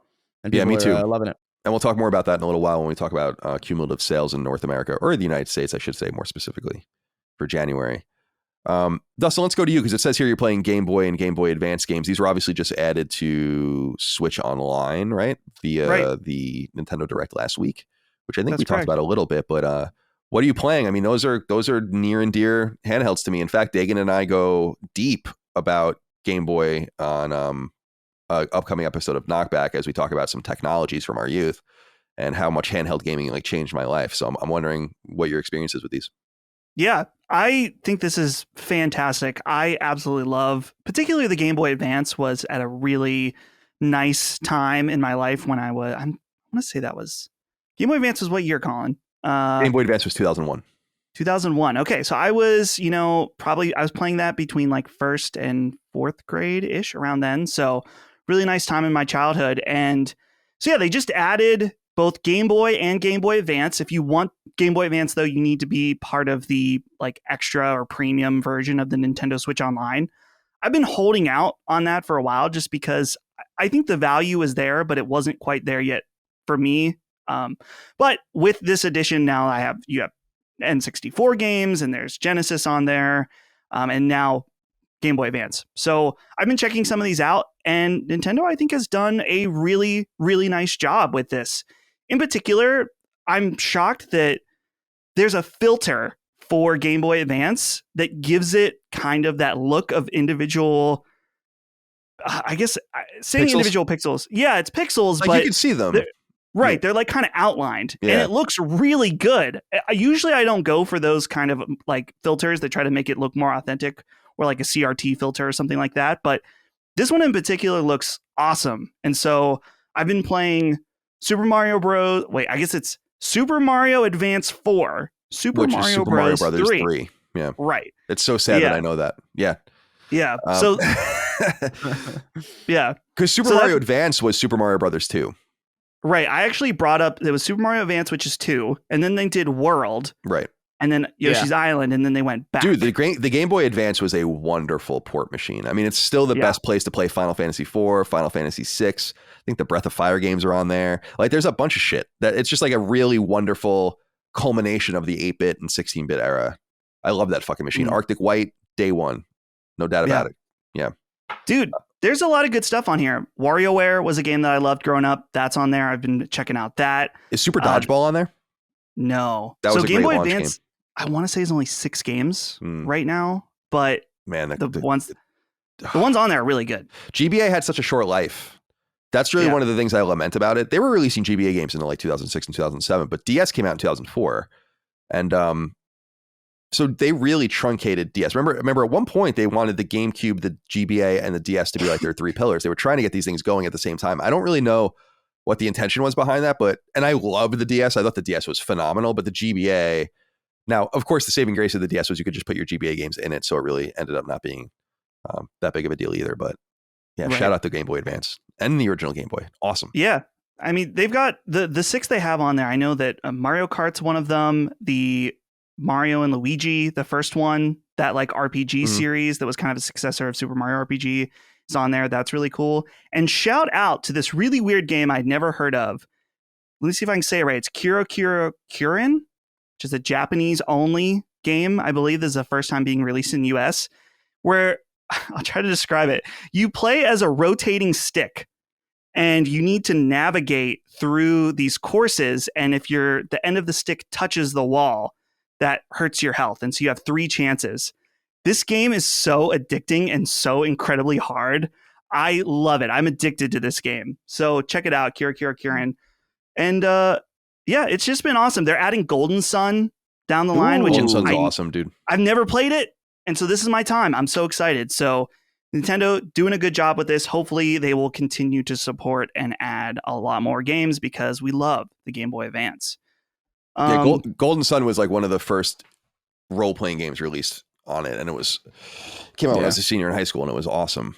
And I played it in one of my classes pretty much consistently because I wasn't paying any attention. So other than that, though, do we want to start talking about Hogleg? Yeah, let's talk about Hogwarts Legacy. So all 3 of us are playing it, and I'm actually very curious to hear. I want to start with this though, and we're going to talk about one specific topic that has more to do with a review about the game than the game itself. But we got all. I want to say we. I mean, for me personally, I don't know that I have much more to say about this. From a political point of view and from like a J.K. Rowling point of view, I want to really give the game its due. And I think that's really important for Avalanche and really fair to Avalanche and WB because it's actually a really good game. But I wanted to say that obviously there's this hullabaloo surrounding it. I know a lot of you like it, the conversation around that. Some of you don't. And I appreciate that too.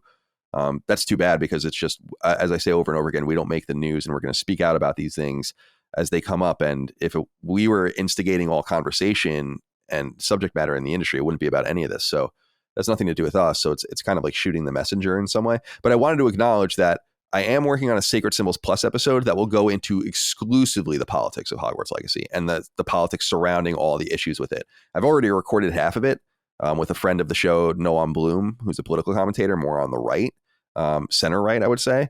And I am trying to set up, and I actually have a correspondence going with someone now. I'm going to email her back when I'm done here, that I think will be able to come on and talk about it from a more I don't want to say pro-trans because I'm not anti-trans, and I don't think J.K. Rowling is either. But you know what I mean? Like the more, the more liberal perspective, the other side, right?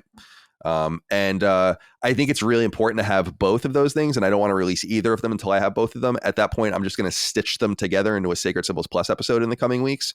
So you'll get one conversation, then you'll get the other conversation, you'll get both sides of it. You can make up your mind for yourself, and we don't ever have to talk about it again. And it'll be totally opt-in. So like it's just an episode of Sacred Symbols Plus. You don't want to hear about the politics, you don't care about it, you want to just enjoy the game, you don't give a fuck, don't listen to it.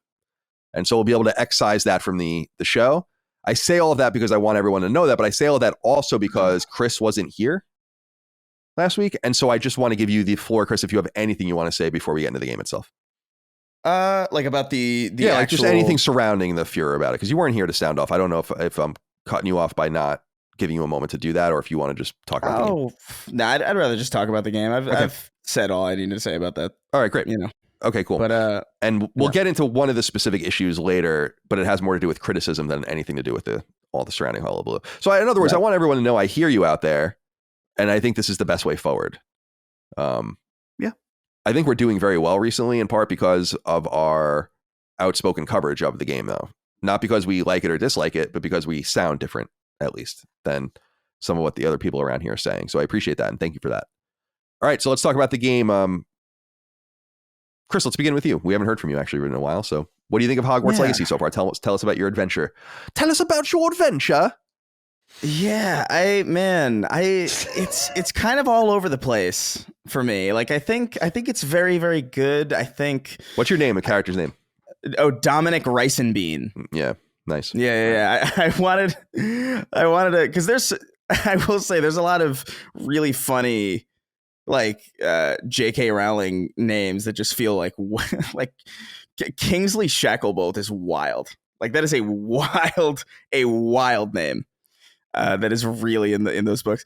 But I just thought it would be fun to have like a what was your name? Giuseppe Stromboli, yeah, which was which I got from a it's like someone else made it up. I don't know who, but I just know it from a meme that Micah shared with me, and we were talking about your name and how much we love Dominic Rice and Bean. I was like, that's hysterical. So I was trying to think of something like, you know, mildly offensive Italian. So I made my guy look like he's got like very wavy black hair and like a very olive skin, and then I named him Giuseppe Stromboli. So. That's awesome. Yeah, so but I didn't make that name up. But I wanted to, you know, in the spirit of your name, I wanted to also have my own. And I was going to do something Irish, but you know, name myself like no, I fucking Kieran Carbomb or something like that. Yeah. Oh no. Yeah, but no, it's fun. God Christ, it's I don't know, man. I'm of two minds about it. Like, I really think it's like what's here is really impressive. Like a lot of the game impresses me, but also I feel there's just some disconnect going on where I don't feel it's sucking me in. I don't really care about a lot of these characters. I think maybe that's largely because they're British. But like I'm only half kidding, because like there is like a politeness here that is so consistent that it actually bothers me, because sometimes I wanted to be like a dick, like I wanted my character to be like kind of like I almost wanted to play this like bully in some way, you know. I like levitating animals and like assaulting them, like picking up like rabbits and just like attacking them and like throwing them around. It's hilarious that you can even do that. Like that, I love that you can do that. And there are some finishers in the game that are like wildly violent. Like when you wand somebody up and then you slam them on the ground like 6 times or whatever. There is that guy's dead. That guy is. I murdered him. That's a live leak fucking video, dude. Like that is it is violent sometimes. And then other times it's like it's really creative, and I like the way that, you know, some executions are like you turn somebody into like a bug and you squash them. It's like it's very cool. But every time I want to be a dick in like a dialogue option or something, it's like it's so polite, and I just let me have this bully kind of thing. Like I almost wanted like Hogwarts meets bully is what I kind of like wanted, because so much of it feels that way. It feels like it sets it up. And I feel like I'm not necessarily getting that. I feel like the UI is still frustrating to me. Like this is just this common like cursor UI that's in everything, that every menu has like a different style, and it really doesn't need to be that way. There's just some stuff about it that I just feel kind of like, I feel like this is a very solidly okay game. Like, I don't think there's anything wrong with it. I think a lot of it is impressive. I think a lot of the finer aspects of game design are a little bit janky. I think specifically combat, when you're dealing with multiple different, because I don't know if you guys have done the like the Wizard Fight Club or whatever. Have you been doing that? I signed up for it, but I haven't done the first fight yet. So I've been doing that, and I got all the way to the end. Like I kind of like finished that whole thing. But when you're dealing with multiple different like wizard enemies with different types of like shields that require locking on and like switching, like it doesn't work that well. Like it works best when you're fighting like enemies out in the wild that don't require you to switch between different elemental types and lock on, because the lock on system is really finicky. I don't know if you guys have experienced this, but it's something that I've noticed in those specific parts. I've had some bugs where I've got like kind of soft locked. I had to like restart a mission. It wasn't too bad. There's also like loading in between doors, which it's kind of weird. I noticed. Yeah, that's a big annoyance of mine too. Is like, why is the PS5 struggling with this so much? Like where you're just running into the game doesn't do a great job of telegraphing where you're going. Like, and actually, this is kind of cool where the doors look like they fit into the world in a way that doors usually don't in video games. You know, when you watch a cartoon and like the door that they're going to open is like a different color brown than everything else, and then the door swings open because it's got movement. This game actually does a really cool job of like not doing that. But because you don't ever know what you can go through and what you can't go through, when you're running against something and it's not opening, the only way it telegraphs that it's loading is there's like a spinning symbol that's kind of immersion breaking. on the screen. And that's why I was saying earlier is like, I have no idea how the PS4 is going to do this. If the PS5, it can't even do it. And the Switch is going to be, I wouldn't be surprised if they just cancel the Switch version, but let's see. Yeah, they probably should. Or maybe they'll do a cloud version. It would be they'd be crazy too, because I bet you it's probably going to sell like crazy there, no matter how bad it is. Yeah, you're right. It can probably run at 240p and it'll be fine. But you know, I don't know. Like, I like it. I don't want to sound like I'm shitting on it. I just feel like I really do feel like the high 9s and like the 10s out of 10s. Like I don't know if I really. Yeah, I don't know if I'm really getting that experience. I think what I'm seeing is like a high 7 to low 8s in as far as like my overall enjoyment of like what I'm doing, and like the storyline isn't grabbing me. What's grabbing me is roaming through the world and like fighting. I like the combat a lot. Like, I don't know what it is about it. It's like the stylishness of the wands and like the chaining of different things, like, Accio, Expelliarmus, Incendio, like all this shit. And it's like stylish, and the different upgrades that you can get, the dodge where you can like zoom across the battlefield and stuff. That's all really cool. And there's some of the school stuff that I like too, but I don't know. I'm not, there's just something. I'm not getting sucked in the way I thought I would. And that's kind of disappointing, because I think, I don't know. I don't want to speak for Dustin, because I don't know his attachment to the, I don't know what your attachment is to Harry Potter necessarily. But for me, as someone with like some sort of tenuous attachment, like I grew up with the first 3 movies and I liked them. And I played that Chamber of Secrets game for the original Xbox and loved it. That game was awesome when I was a kid. EA. And so I don't know. It's weird to me that I should have enough nostalgia just in that to be sucked in more than I am. And I'm just a little frustrated that I'm not, because I was kind of expecting to be. But I'm still having a good time. I like the upgrade paths. I like the magic. I like running around in the forest, and I like flying on the broom, even though I had to invert the controls. But yeah, it just feels good. It feels good to play. It feels good to move around. It feels good to fight. And the world is charming. Like, I like that the paintings move and that they talk to you, and they go to sleep at night. I just realized that. Yeah, they go to sleep. I was like, wait, there's sleep. There's a lot of detail. There's a lot of detail in it, and that's really cool, because a lot of the detail is in the world, and the world is really fucking cool. It's really gorgeous. It really sells the vibe. I just the biggest thing that's not working for me are the characters. Like, it's just like I'm not grabbed by the story at all. I feel like, and I don't know what the voice acting is like a little standard. I feel like the facial animations are a little standard, and it's just not really. I don't know. It's not selling. It is. If there were no other characters, I feel like the world would be a lot more fun for me. But I'm having a good time with it. I think it's a really solid game. I think Avalanche has done something really, really cool here, and I think, no doubt, this is, I feel like, a High on Life situation where, if you are into Harry Potter, this is obviously a 10 out of 10. You know what I mean? Like, if you are a huge Potterhead, you go to that amusement park all the time, you really love those books, those have been like a huge defining part of your childhood. Easy 10. I understand where that's coming from those people. And if you're not into it, it's at the very least like a solid like 7.5 to like maybe like low 8, like as a baseline game. And I think, your relationship to the franchise is really just, that's what's going to make the difference between that gap for you. And, for me, I'm enjoying it. There's something about it that I'm trying to crack. I want to get through it.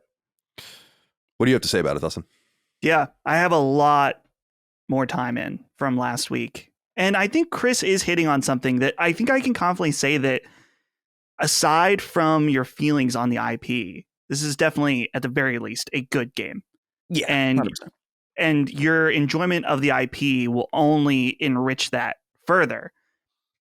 The things that I guess I'm addicted to this game, to be clear. Like, I was looking and thinking about getting the platinum last night. I don't know if I'm going to do that. Yeah, you have to do the intro 3 more times, I guess. I know. I saw that, which totally sucks. But it just goes to show how much that I'm really enjoying this game and really, really into it. It is, I'm learning more about like what the game is in some way and what it isn't. And some of the decisions I think they made are good. even though it's this weird duality where the world itself, like Hogwarts, I was saying last week, is so immersive in the level of detail they added in. But this game is not a sim of you having a life as a student at Hogwarts. I was telling Holly last night, because I was going in collecting stuff like way far away. I was like, I haven't been to school in like a month. Like I might be dead to the people there at this point, because I've just have been going and fucking around and doing whatever I want, which I think is a wise choice from the decision of the makers, from Avalanche, that they really give you freedom and stuff. They're willing to break the rules of the world in ways that make sense. For example, in the movies or in the books, students can't go out at night. It's like, absolutely, you cannot go out. You will get in trouble. They get in trouble all the time for going out at night. It doesn't matter. You can just go do whatever you want. And there's other things too, where certain times, certain areas will be considered like, you'll get caught. If you go in the restricted section during this mission, you could get caught. So you need to be sneaky. If you go back there later, no problem. You can walk around. You can do whatever the fuck you want. So there's definitely a lot more video gamey elements to it. And I as I play more, there are things that are really starting to annoy me, particularly the slowness of the pause menu is really starting to get me. You hit pause. It's a really nice animation. I get it. It shows a book. You select your thing. It opens up. There's really great art assets. But when you're looking for collectibles or you're trying to get your gear right and you're doing that over and over and over again, it's like, okay, I get it. The book looks nice. I get it. Let's figure out a way to speed this up at this point. The gear system too is a little bit weird, especially if you don't know. Like, I had to feel like I had to figure it out in order for it to not annoy the fuck out of me. And I'll give this tip to anyone playing: is any gear you collect, you now have the ability to appear as that gear. Because initially I was like, oh, I really like this cloak. I should keep it so I can upgrade it later. You don't need to do that. Getting gear is the primary way of getting income in this game, which is really annoying because at the start, you have a very low amount of gear slots. And so the way you upgrade those is going and doing Merlin trials. So really, you want to do Merlin trials right off the bat to upgrade the amount of gear you can hold. And then you constantly have to be going to Hogsmeade in order to sell all your gear. Because eventually, if you're full, you'll go to a treasure chest on a mission and will be like, sorry, you can't take anything else. And you have to break it, or like you have to take like whatever you feel is worth sacrificing and delete it just so you have space. Right. And so that's wasted money. And if you especially don't know that you can transmog any gear, that gets really annoying at the beginning. So I highly recommend anything that is not your most powerful gear, fucking sell that shit as fast as possible. And make sure before you go do missions, go sell stuff. So yeah, now that I figured it out, it's a little less annoying, but it's like, okay, it's the cycle. Got to go to Hogsmeade. He says the same thing. Oh, it seems like all roads leads to Hogsmeade. Every time you go there, that's what it says. All roads. This is not a place more cozy than Hogsmeade. What was the one in God of War Ragnarok we were making fun of, where it's like, it'll pass. It'll pass. Oh, yeah, you're on fire, Kratos. Yeah, it'll pass. The lady, the quick travel lady. She's like, life was so much more difficult before I invented flu powder. She's like, what are you doing now? It's like, shut up, lady. Shut up. I don't want to hear you. I never want to hear you again. Ever. It is little things like that bother me, where like, just because I pass an NPC doesn't mean they have to talk. You know what I mean? Like, it's actually really fucking immersion breaking to have that, because I understand, like, oh, that's a trigger. Off on another adventure. It's like, stop. Yes, I'm on an adventure. That's why I'm playing the fucking game. Yeah, it's weird. Like, I don't know. I think, you know what it is? I'm playing through it, and it's really all that. It's the dialogue and the way that it's delivered, and just, I feel like things are really over-explained sometimes. Like early on, like when you're starting out and they're tutorializing the fuck out of you, I was getting like Monster Hunter flashbacks almost, where I was like, oh my God, just please. Yeah. I understand. Like, it feels like everybody speaks more than they have to. Sometimes I haven't, this isn't like a super common, it's not like Forbidden West or anything where like your character is giving you the answer to everything, but it does happen sometimes. and I don't know, it's still annoying. Like I don't know why this is a thing that happens. And yeah, I don't know. I think what it is like I'm playing through it and I'm like, if this was exactly as it was, but it was written more like Fable, I would love it. You know, like a little bit more humor, a little bit more, dry wit. Because as it is, it's like everybody's just so sincere and polite all the fucking time, and it's driving me insane. Yeah. I hate that my character sounds like such a bitch. Like, and you can choose different voices too, but like all the other voices aside from the default ones sound horrible because they're just obviously pitch shifted up or pitch shifted down. I don't know if you guys noticed this. If you fucked around with the voice, I didn't mess around with that at all. No, it's not particularly great. So like you're stuck with this. Like, I guess I better go over to Professor Garlick's class, and it's like, all right, dude, Professor Garlick, shout out. Yeah, shout out to her. It's probably the only character I'm even remotely attached to in any real way. Like those interested in, yeah. I will say though, honestly, soundtrack's banging. Soundtrack's really, really good. Like noticeably good. And obviously that's credit to the music of the films, because a lot of those motifs are obviously reused. How could you not? But I mean, I could be wrong, but I feel like a lot of other musical pieces are obviously like original pieces of music done to kind of like flesh out the world, and they're all really good. Like it's just from a soundscape perspective, it's just a really immersive place. And the little theme that plays whenever you like finish a mission or like whatever, it's like this is really it's like, really fucking good. It's nice. And I do think it's one of those things where it's like, I never loved Harry Potter. I was like super into it for a little bit, but it reminds me of Star Wars in the sense that, it is on its own, it's obviously good because those books resonated very heavily with a lot of people.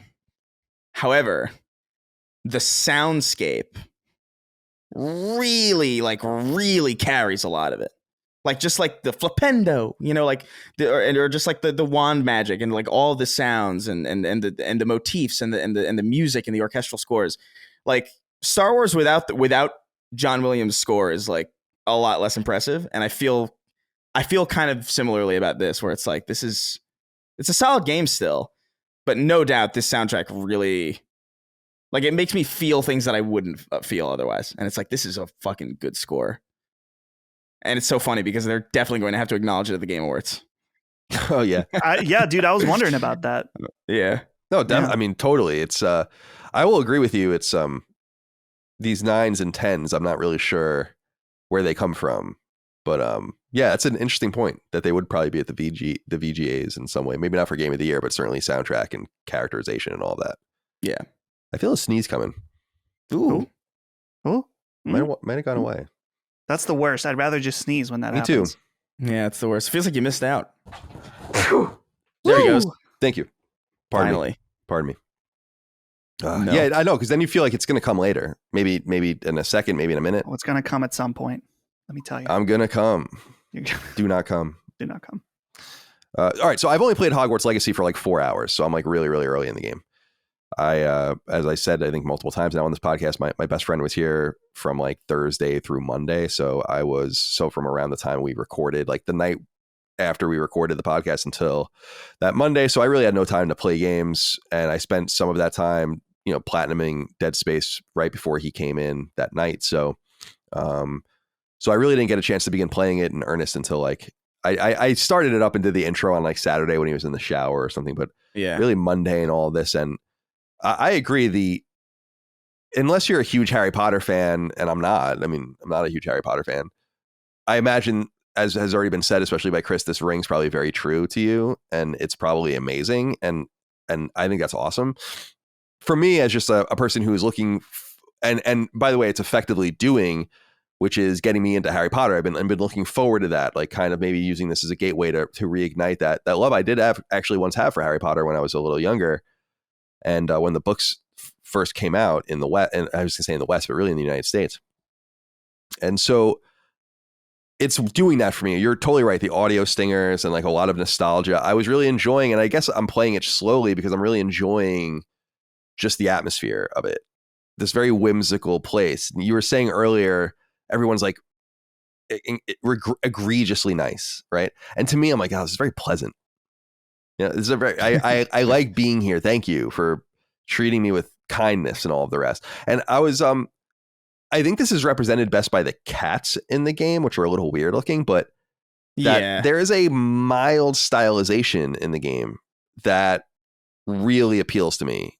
It's not quite right. Like the humans aren't quite right. And obviously there's supernatural things everywhere, but like shelves shouldn't be standing the way they are and things should be falling. And I just like the whimsy and kind of the weirdness of it. And it reminded me a lot of what I loved about Harry Potter when I was in high school and read those first few books and saw the movies, which was just like the total whimsy and carelessness of it and the fun of it. And I think it's all there. There is a lot of charm. It's the perfect word for it. There are some problems with it, though. Dylan Paulson wrote in and said, Colin, I hope you've been playing Hogwarts Legacy. Please set the record straight about how awful the UI is, especially the entire pause menu. I feel like no one is talking about this and it makes the game way less engaging. Dustin was going into how much he hated it and how awful it was from repetition. It reminds me a little bit of Borderlands 3, I want to say, which was annoying. The one with the laggy. Yeah. Because Borderlands 3 had the laggy menu. Right. And it's annoying. It's super annoying. But I must admit that I have not interacted with the game enough to have any real issues with it, apart from the fundamental that was brought up earlier, which is just, why are you making me use a cursor? I don't understand why it's defaulting to a cursor on a console. I hate that shit. And so I totally agree with that particular problem. And but I will say that I read some things, people were being like, Colin's going to hate the map. And I kind of like the map, actually, in the game. It reads and makes so much more sense rather than the map in like Star Wars Jedi Fallen Order or something where it was just nonsensical. Like I had no idea what the fuck was going on in that game as far as the map is concerned. I actually like the GPS style system and the ability to go into those little flags and then go deeper and see the different quests and people that are waiting for you. And so in these early hours, I've just been running around, just talking to people and doing random side quests and getting pages for my book and kind of just learning the ropes. I did want to say that from what little combat I've experienced, like I fought the goblin in the beginning or was it a troll in the beginning that like busts through a store and some other stuff that you do early on. Yeah. I think right after maybe even you get your wand. And I like the use of the haptics. It feels really heavy, and I think that's cool. It might get tiring, actually. Maybe I'll shut that off at some point, but wanted to give a shout out to that as well. And if you're a trophy guy, the game tracks a ton of trophies, which is great, and or a ton of collectibles in the game. We'll talk about in a second, but I wanted to give a shout out to that as well. Joey wrote in to us on Patreon, though, and said, Colin, did you recognize a certain Mrs. Patmore when playing Hogwarts Legacy? As soon as Professor Weasley spoke, I knew it was the same actress. Indeed, it's Leslie Nichol who plays Mrs. Patmore on Downton Abbey, and I recognize that immediately. In fact, Micah was there, and I'm like, that's Mrs. Patmore. And she's like, yeah, I think it is. And I'm like, totally, 100%. And she went and looked, and sure enough, it was her. It's cool to hear her. I think she has a great voice. And it's such a different character than her character in Downton Abbey, where she's a much more helpless, doting old woman, cook. So, yeah. And that's a great character too. I love her in that. So yeah, shout out to Mrs. Patmore as well. And Austin Clements wrote in about something I just touched on, but wanted to get into a little deeper and get your guys' take on this. He says, hey, CDC, I have a serious problem with modern gaming. How many collectibles is way too many? I was going to platinum Hogwarts Legacy as I am a big Harry Potter fan. I proceeded to go to all the collections menus and my jaw dropped to the floor. Hundreds of collectibles with no way to know which ones are missing. Can we blame the Ubisoft open world games for all of this being boring fodder? And when will dev teams start putting meaningful content into games instead of checkboxes? As always, love you guys and keep up the great work. I don't know, man. That when I saw that, and I actually saw that in the trophies before the game even came out, I was like, oh man, this is actually quite appealing to me. I like collectibles. Is it true, Dustin, that they don't track them? Well, like I'm what trying you're to missing. How is that? How can that be? So here's the thing about the collectibles, and I'm still figuring this out. For certain collectibles, I don't think you need to even get all of them. Like for the pages, I have reached the full threshold of pages in Hogwarts. Yet I can still find some in the castle. I still have to fill out pages outside of Hogwarts and in Hogsmeade.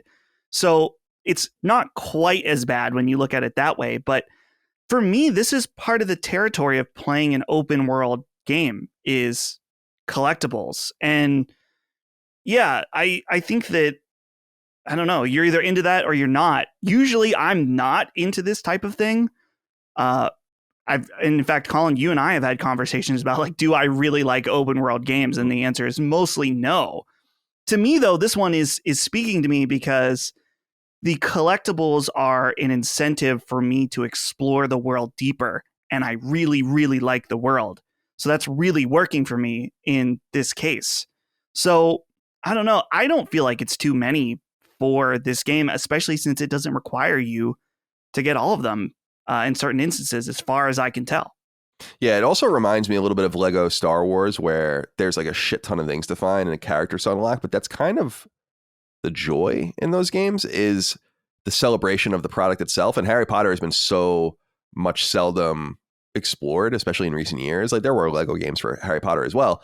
I guess what I'm saying is that I looked at the collectibles, and I could be wrong, as kinds of different ways to celebrate the world of Harry Potter by having lots of references and lots of write-ups and quests and all these different things that I would assume, and Austin says he's a Harry Potter fan, but I would assume that would be very appealing to Harry Potter fans, since you've never really gotten something like this before. It's, you know, there have been many, for instance, high quality Star Wars games, but you've never really gotten a AAA Harry Potter game.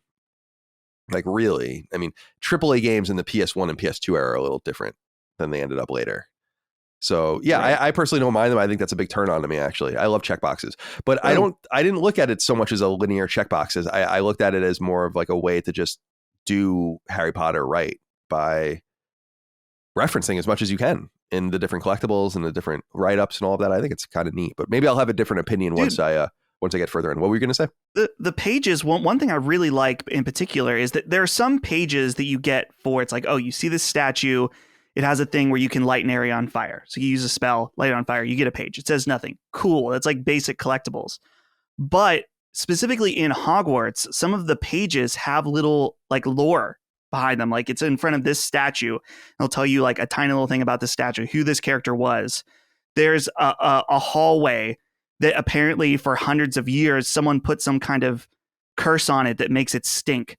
And you can see like this like green, like stinky gas coming out of the floor. They have their own train derailment or something going on in Hogwarts. But when you go to the page, it explains it's like, this has been like this for hundreds of years. Nobody can fix it. It's like this funny, cute little thing that, again, if you are at the very least interested in this world, it's cool. It adds a fun reward for finding the collectibles.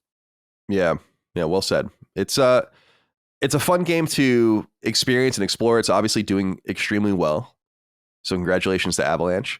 I wanted to say this real quick, and I think I got rid of it. Fuck, where did I put it? Yeah, here it is. Our friend Troy Leavitt, who's a friend of the show, we did a podcast with him, and he used to work at Avalanche and was kind of, goaded out of the industry, I want to say, by people accusing him of saying things that he didn't say, being someone he isn't, feeling things he doesn't, the usual total garbage. And he put out this tweet, though, on February 9th. If you're an experienced open world RPG player, you may find these Hogwarts Legacy camera settings more fluid and preferable than the defaults. And so he recommends that you take camera sensitivity and set it to 2, which I think is the max, and then camera acceleration and setting it to 0, which is the minimum. And he shows you a picture of that, how that looks in the, in the menus itself. And I found this to be a great way to make the game feel better.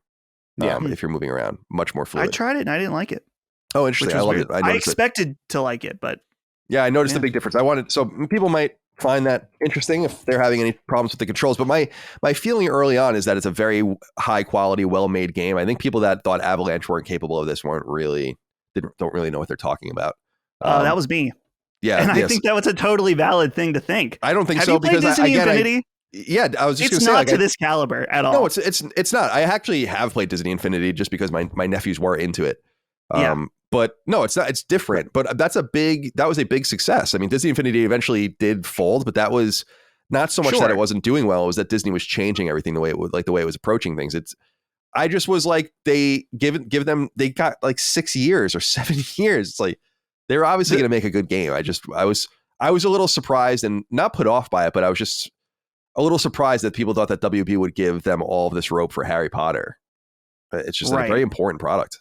The point for me is that even if Disney Infinity is a 10 out of 10, you go from making that in a Cars tie-in game, which was also good, to making honestly, a Witcher level Harry Potter game when it comes to the scope of the world. Maybe not as big, but as far as density and having a fully interior castle that you can go to, that is a huge step up.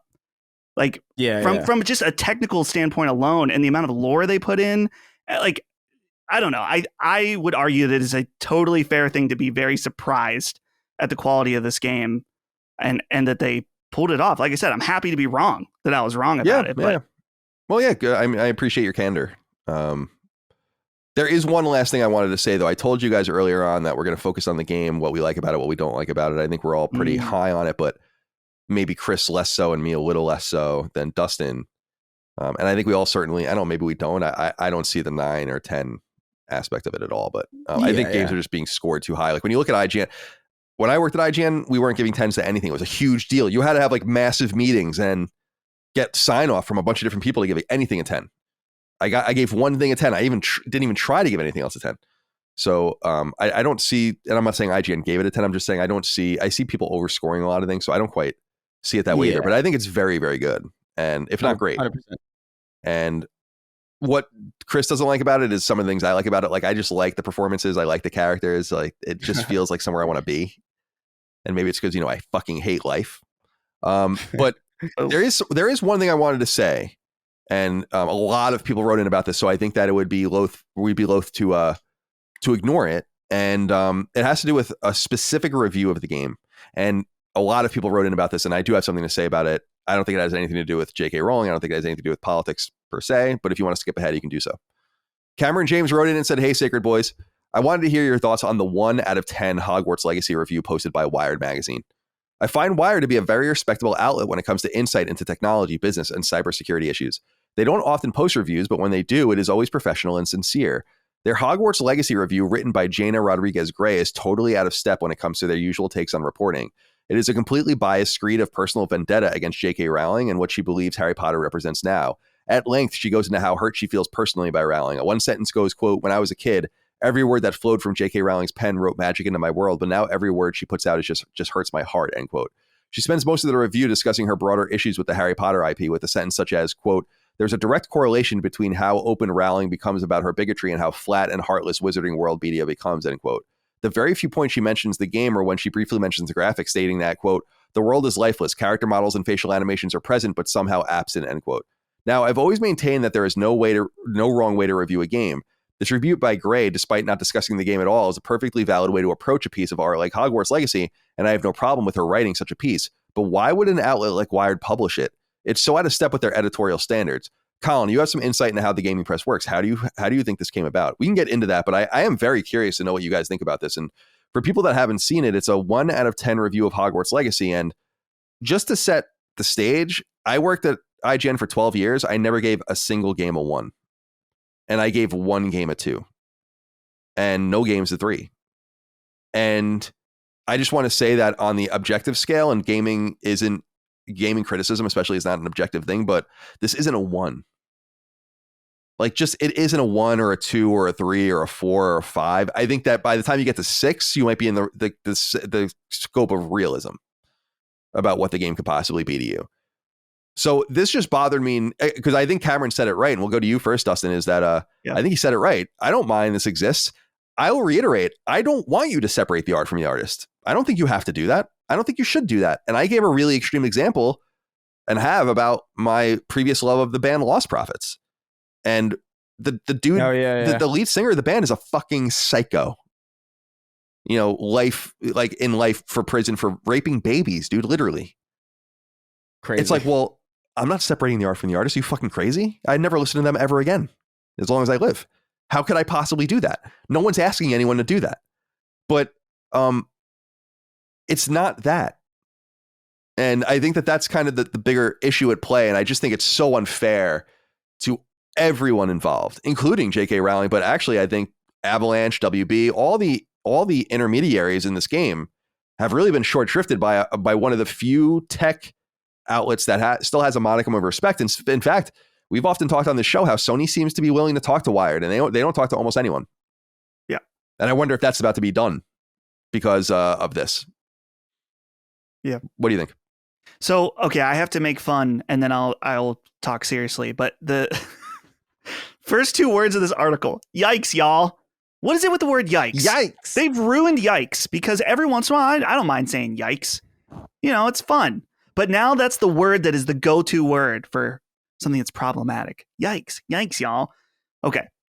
As far as this article, I recently made a tweet about this article, which I don't normally use my social platform to talk about stuff like this.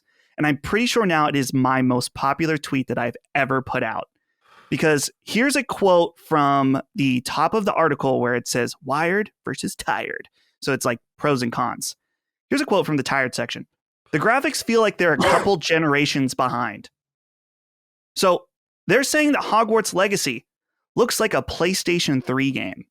So this just shocked me. The level of dishonesty from this person. And obviously there's many things to point to in this article.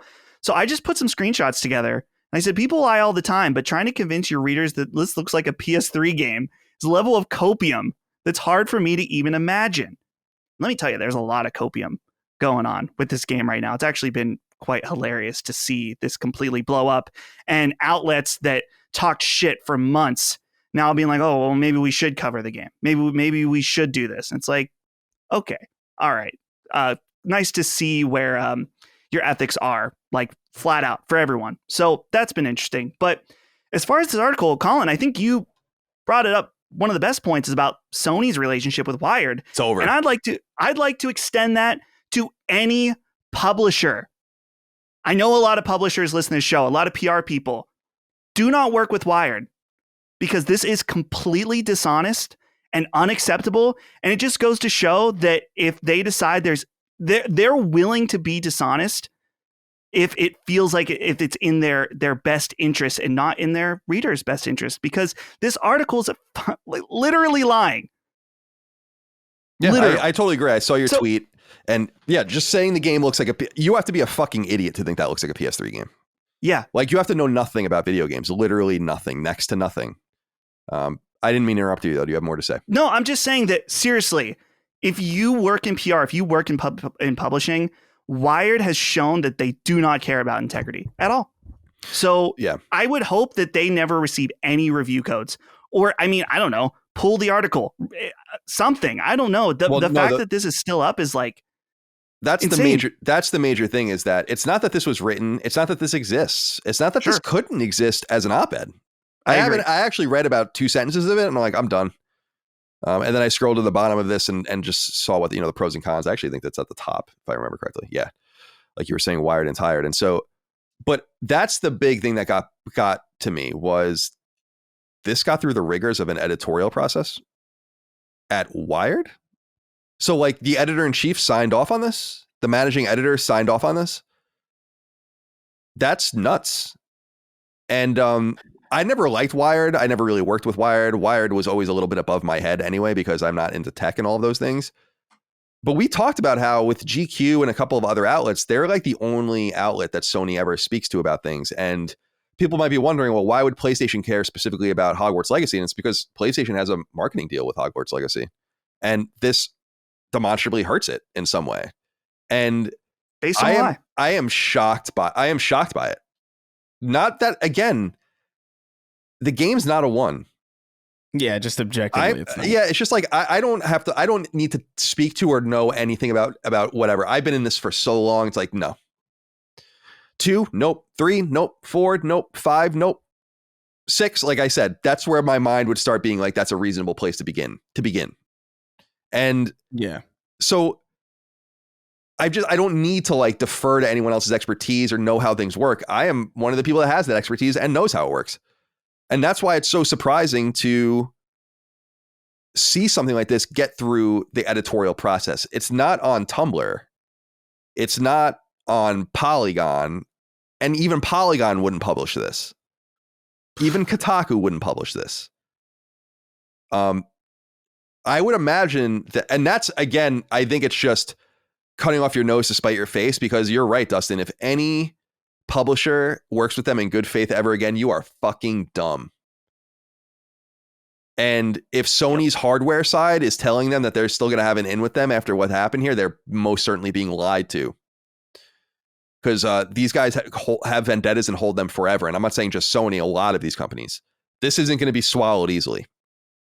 Like, regardless of the good faith in which WB hasn't really said anything about it, I'm sure the behind the scenes has been awful. I mean, we used to get calls at IGN from people at studios like the director or the head of a studio when we give a game a 7, or a 6, and be like, what the fuck is this? Well, I can't even imagine justifying this. Like, how do you sit with them and earnestly say, like, this is a 1? Which at least on the IGN rubric is like the game doesn't even function. Like it doesn't even work. It doesn't operate. There's nothing here. It's like looking at a brick on a TV screen. That's like what a 1 is. So I have to speak about that, and I just wanted to note that. Chris, do you have anything you want to add about this? I was curious if it was something that caught your gaze in recent days. No, I mean it's a crazy review from somebody who clearly doesn't know much about video games at all.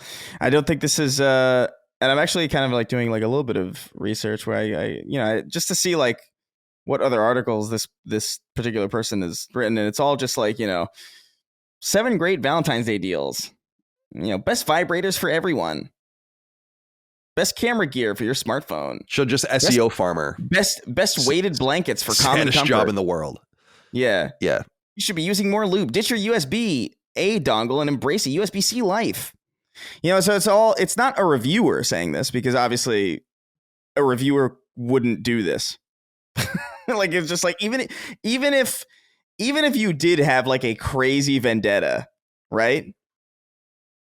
To be really harsh to the game, you have to be like you said, like 6, Yeah, that would be a harsh review of Hogwarts Legacy that I would disagree with, but I at least I could, it would have some bearing, of being approached. I think it's close to like I said earlier. I think it's like I think it's somewhere in between a 7 and an 8. I feel like it's like, for me personally, and that's a good game, by the way. That's like a good game to me. Yeah, that is a good game in the IGN rubric too. Yeah, and so I don't know. 1 is fucking ridiculous. I don't think I've ever played a 1 in my life. Yeah, I don't even know what a 1 would be. Would it be like Life of White Tiger or whatever that game, or Black Tiger, whatever that game was called? Yeah, even that I don't think is a 1. That would maybe be a 3 or something. Yeah, 3 or so. Because at least because the thing about like a terrible game, like something like Ride to Hell Retribution was terrible, right? But that is a funny fucking that is amusing at the very least, and for that alone, that's like maybe like a 3. Yeah, Hogwarts Legacy is not a 1. Yeah, it's just an outrage. I would love to know this. If anyone at Wired is upset about this, does anyone at Wired, like, if I was at Wired, man, something like this happened, I don't know, dude. I think this makes you look like fucking clowns, like absolute clowns, and that's one of the worst things you can be, is a clown. So it is. If anyone out there works for Wired and wants to talk, like, just DM us on Patreon or email Dustin. His email address is on his Twitter account, and we protect all of our sources. A lot more people with many more sensitive things than people at Wired talking about an article talk to us. You can trust us. I'd really just want to know, do any of you give a shit that you've been beclowned? Like, your entire masthead has just been sullied and ruined, even more than just natural inertia is ruining all mastheads.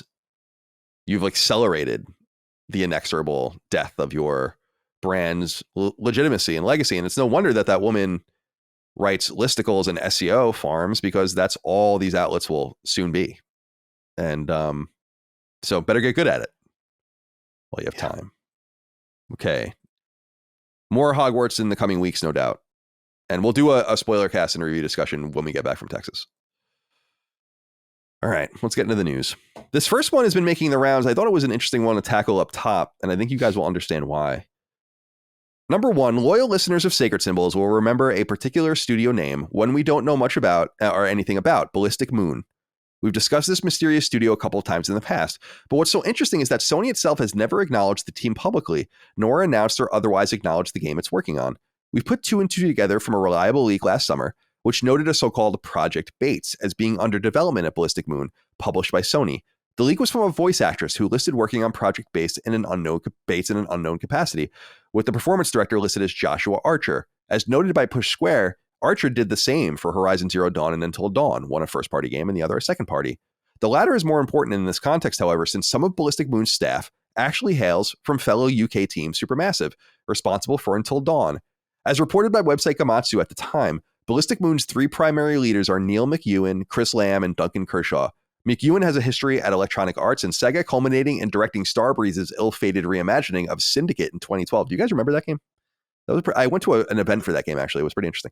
He most recently directed the Supermassive-developed Bravo team, which came to PSVR in 2018. Kershaw has a long history in product development for licensed games, particularly at Disney and EA, and his most recent credits is in the 2016 PS4 re-release of Heavy Rain from Quantic Dream. Chris Lamb has very few credits. So while it's unclear what kind of game this is, it seems likely that it's going to be some sort of story-driven game, a la Heavy Rain or Until Dawn, though that's only educated conjecture. LinkedIn notes that the team employs as many as 50 people, making it small by AAA standards, and in the only interview given by Ballistic Moon with the publication MCV UK back in 2019, the team has been signed with a sizable publisher since around founding. Now for the new news.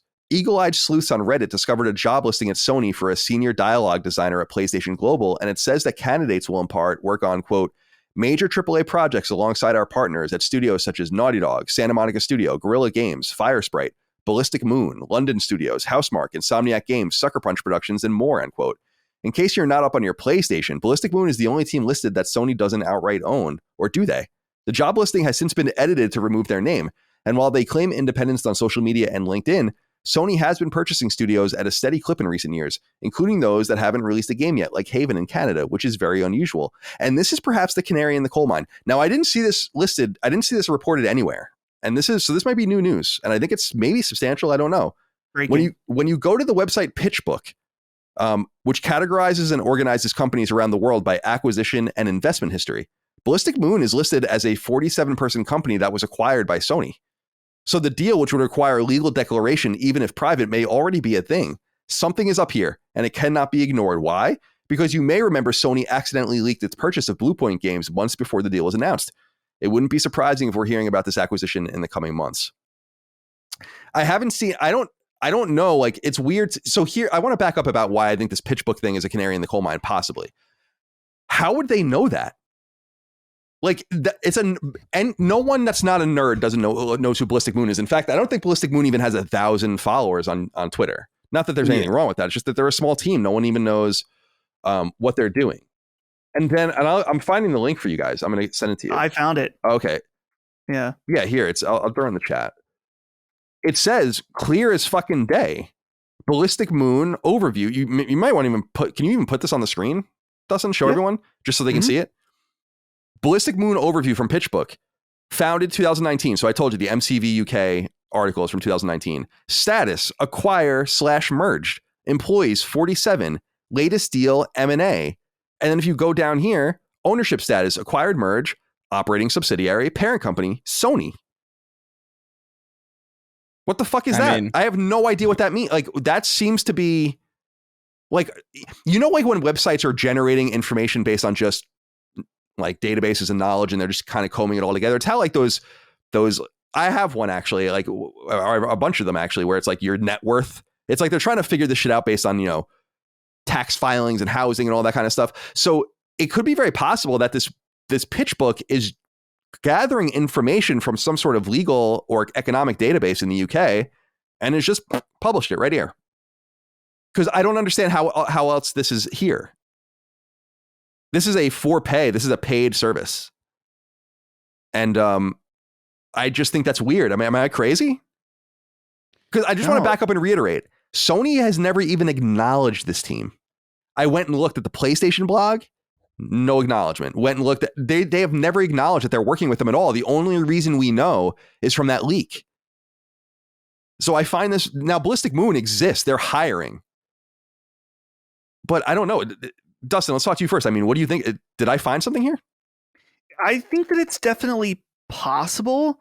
The thing that I'm curious about is in the top right of this site, there's a button that you can update this profile, which I would imagine with a site like this that you would need to have some kind of verification that if you are updating a page that you are verified to be involved with the company. But I'm really curious if you were to pay for this service, if there's even more information. That's not something that you would just throw on there, because someone had to go and create this page. And yeah, I don't know, honestly. I mean, from everything you've laid out, especially based on the information about the job listing stuff, I mean, I feel more like, why wouldn't this be true? Yeah. It's interesting. Yeah. So Chris, let's run it by you. Like, all right. So Ballistic Moon is founded in 2019. They give an interview with MCV UK shortly after they're founded. They're founded, by the way, by people that have both first and second party experience in Sony. These people work on Until Dawn and some Quantic Dream stuff or whatever. So seemingly story driven content. So they're founded in 2019. In that interview, which is before COVID, they say that they have secured funding from a major publisher, and that's all we ever hear from them. Then and so they're existing out there in the ether. But then in 2022, in the summer of 2022, I think it's in August, there is a docket from a capture studio, like and I think specifically like a VO capture studio, and it lists clear as fucking day, Projekt Bates, published by Sony Entertainment, developed by Ballistic Moon. And then the Projekt Bates thing also appears in another leak from internal, I think from Sony, where it lists a bunch of things that people are working on internally. And it says Projekt Bates. So these are both references to Ballistic Moon, but Sony has never acknowledged this game, never acknowledged this team, and hasn't announced that they're even working on a PlayStation project. But the connective tissue here that makes it interesting is not only this PitchBook website. Make sure we don't put the primary office thing there. We should blur that out if we put this on YouTube, so people aren't bothering them. But that's not only that, it's that Sony did buy a studio and then accidentally leaked it and then never said anything about it for months. Yeah. So they really do time these things, and they might be especially wary of announcing this for obvious reasons. Although I think it's very easy to, it's like, it's not Activision Blizzard, but I don't think they want anything distracting from that. And so they might not be ready to report it. But for people that don't remember, there was an art image from PlayStation Japan posted on Twitter that showed Bluepoint's logo as like, welcome to the family. Yeah. And then they just deleted clearly it. And I'm like, okay, so I guess that's happening. I mean, how do you make that on accident? And it just, so I don't know. Is all of this evidence suggestive that Ballistic Moon is the new Sony first party? Yeah, I honestly think so. I think there's plenty of reasons why they wouldn't want to announce it immediately. There's plenty of history to bring up the fact, or there's plenty of history to back up the idea that they usually wait for these things to ruminate a little bit. They usually time these things out with very specific intentions. Obviously, the whole Activision Blizzard situation right now is a pretty good incentive not to say anything. I do think, with Quantic Dream and Supermassive kind of out of the picture now, to have a studio with some connective tissue to those platforms, or with some connective tissue to those types of games, working on something for your platform could be greatly beneficial, especially because I think even internally, I would imagine that Sony has to feel on some level that, they probably did lose something when they let go of Supermassive. Even if Supermassive hasn't done amazing since Until Dawn, I think they still understand that there's something about that style of game that is very special to PlayStation. And I think, yeah, I mean, I don't really have a lot of reasons to doubt that this is the case. It just feels like Occam's razor seems to suggest that, yeah, this is just, if they can accidentally tweet out Bluepoint is acquired, then they can certainly accidentally, or on purpose, acquire a studio and have it confirmed through really, really backwater legal channels that your average person would have no reason to be checking. Yeah, I'm pretty convinced, to be honest with you. Yeah, and I think it's interesting. I do think that this thing on this website is just so strange. I don't know. I don't get it. I don't understand this at all.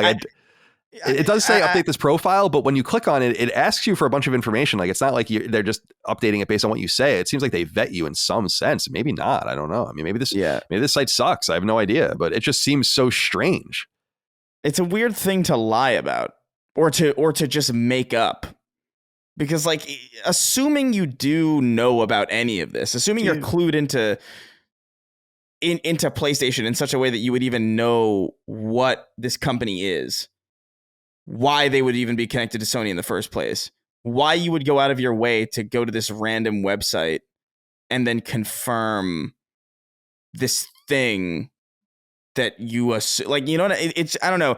You'd have to make a lot of weird leaps in judgment, or like you'd have to make a lot of weird assumptions about a person who would be willing to do this to mislead.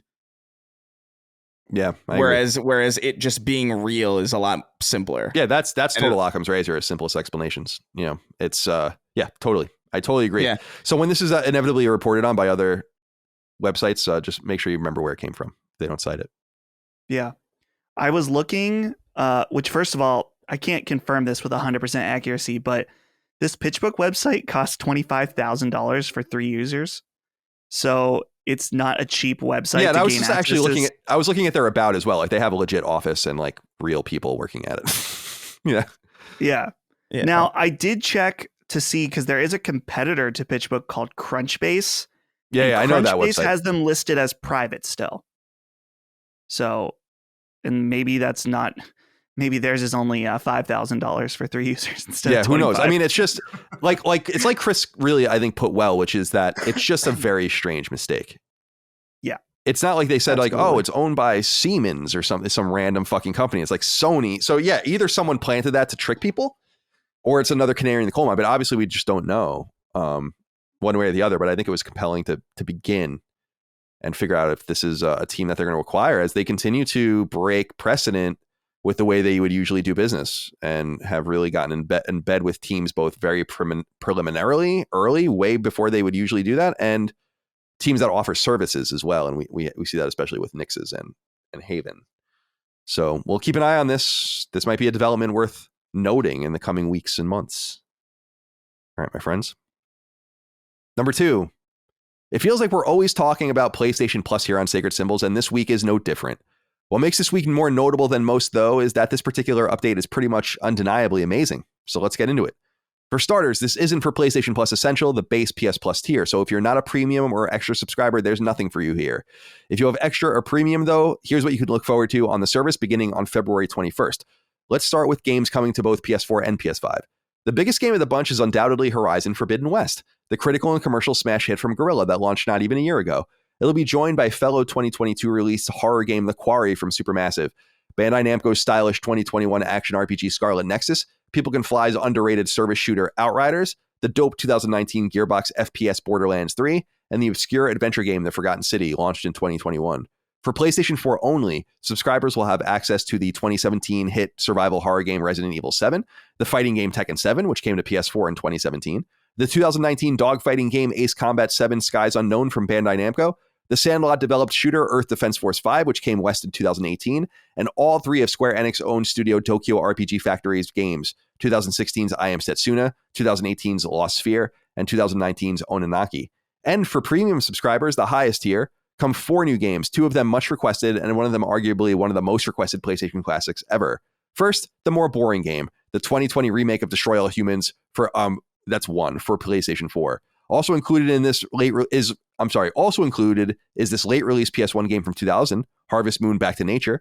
And finally, we come to the gems, the 2000 Western release Wild Arms 2 from Mediavision, an awesome JRPG, and an even more popular JRPG, the one everyone's been asking for years, The Legend of Dragoon from Japan Studio, which came west the same year in 2000. It's unclear if any or all 3 of the classic games will have trophy support, but they will feature basic emulation features like rewinding and quick saving. Daniel Buckley wrote in, I can't read, Jesus Christ. Good. Whatever time you read this, Wild Arms 2 and Legend of Dragoon are coming to PS Plus this month. I know Colin is against the subscription model, but are you going to break down and get Ultimate to play any of these gems? Have a good day. I have no choice.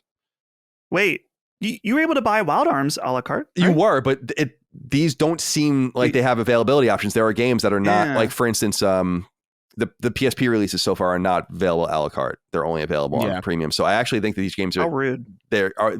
All these games listed, I think, are not going to be available. Well, obviously, all the PS4 and PS5 games are available a la carte, but no, I don't think these will be available. That's not clear. If that's the case, that would be awesome. I'd gladly buy them. But if I'm not able to, I mean, I'm platinuming both of those games, especially Wild Arms 2 is just, I love Wild Arms 2, and it would be a very nostalgic game to go back to, especially just the year following going back and platinuming Wild Arms itself. So yeah, definitely going to get into that. But let's get into what Justin Schwab wrote in and said, hello, CDC. Quick question. Has PlayStation been listening to our complaints? PlayStation Plus Extra and Premium seems to be kicking on all cylinders. Is this only the beginning of what's to come or a lucky situation for us gamers? Chris, let's go to you first. I'm curious what you make of this PS Plus scattering of games here. It's pretty awesome, actually. I was really surprised by this, and it's hopefully a harbinger of things to come. But what do you think? Yeah, it's undeniably probably like the strongest month in probably in a long time. I think there's a lot of good stuff here. I think I have no complaints here. I think it's funny that there's so many 7s in a row for PlayStation 4. It's just like kind of amusing. But like, I don't think we've had a good month like this in it feels like ages. And Legend of Dragoon is a game that people have been screaming about for a really, really long time. Like I remember that was like a conversation when we started this show.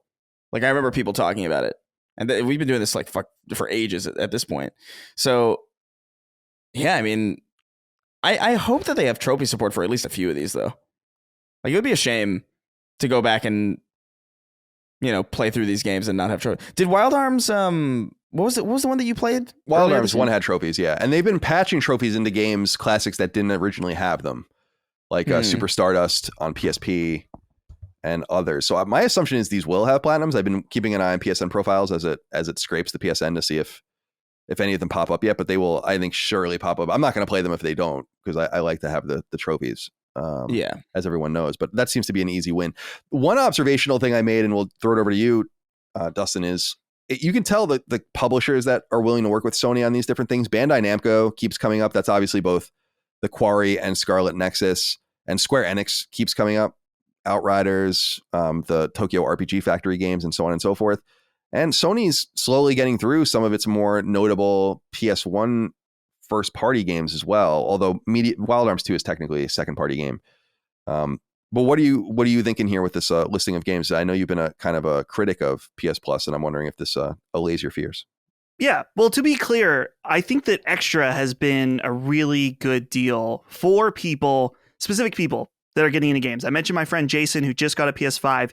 He didn't have a PS4. It's like, dude, if you get Extra, you are good. You are set for a very long time. And with this new list of games as well, it just keeps getting better, it seems. I did laugh because I thought about the Quarry, and I thought, man, that's one of those games that the price of it really, I think, did affect how I felt about it. Like afterwards, like, man, I spent $70 on that. Like that was painful. So maybe if you play it on Extra as part of your subscription, you'll enjoy it because you won't think about a different game that you could have bought instead for full price. Definitely. But yeah, as in regards to premium, though, this is definitely the step in the right direction we've been looking for. 2 amazing games right out the gate that are really exciting. And you know what? Harvest Moon even, I think, is an interesting choice, just in that's someone grew up with that game and enjoyed it. And you need those types of games in there as well. You need the big heavy hitters. We got 2 awesome JRPGs, but you also want to include some of these smaller games. And even, man, particularly with PS1, there's a lot of weird games that I would love to see on here. They don't even have to be good. They just have to be like fun and nostalgic. Like, honestly, I would love to see Bubsy 3D on this service 1 month. Just throw it on there. Like, that's something that if you have a subscription service, check it out. Like, they might. What happened? I gotta think about that. Ben Studio made Bubsy 3D. Yeah, I think I don't know the rights for Bubsy. Yeah, the rights must be with the publisher. I don't even know how to publish Bubsy. It must be an Accolade or something like that. I want to look this up. Yeah, maybe get a Blasto up in there. Oh, dude, Phil Hartman, right? Blasto. Yeah, Phil Hartman's Blasto. My personal favorite, game. Gex. Get Gex. Gex 2. It is astonishing to me that Gex has not resurfaced in some way. In not necessarily as like a reboot or something, but like in the form of like a collection. It's very bizarre because those games are really weird and I don't know how I don't know how I remember that was an Accolade game, by the way, but it is an Accolade game. But the Accolade doesn't exist anymore. Did you see the Donkey video about Hogwarts? Oh, dude, it's so good. He brings up Gex, and there's the really like it's mega racist. It's mega racist. Dude, I didn't know about that. I didn't either. Yo, I remember that at all. it is. Well, yeah, that was a different time. Yeah. But oh yeah. That was a great video, by the way. It was. Like, It was awesome. That video. As usual. It bothers me because, man, like that video as a concept is so simple, and if I had just sit down to do that, I couldn't. I could have done it first. It was such a simple idea, and it bothers me that I didn't think to do it. Yeah. Great job, dude, though. Yeah, he's awesome. Like much of what he does is it's the subdued nature of it. It's got, you know what it's got? Like, it's not quite as clever as Mark Twain or something, but it's got that vibe, like the my Donkey is the new Mark Twain. Well, it's got that vibe of like very like the reports of my death are greatly exaggerated type shit, where it's like it's just like a very subtle humor and like very well delivered and folksy and interesting, and not the point kind of hits you over the head. Yeah, no, it's in some ways it reminds me a lot of that, like that Americana, as it were. It's just like for a new generation and like something different. I don't know. I guess just to cap off this conversation about premium is that this is a step in the right direction.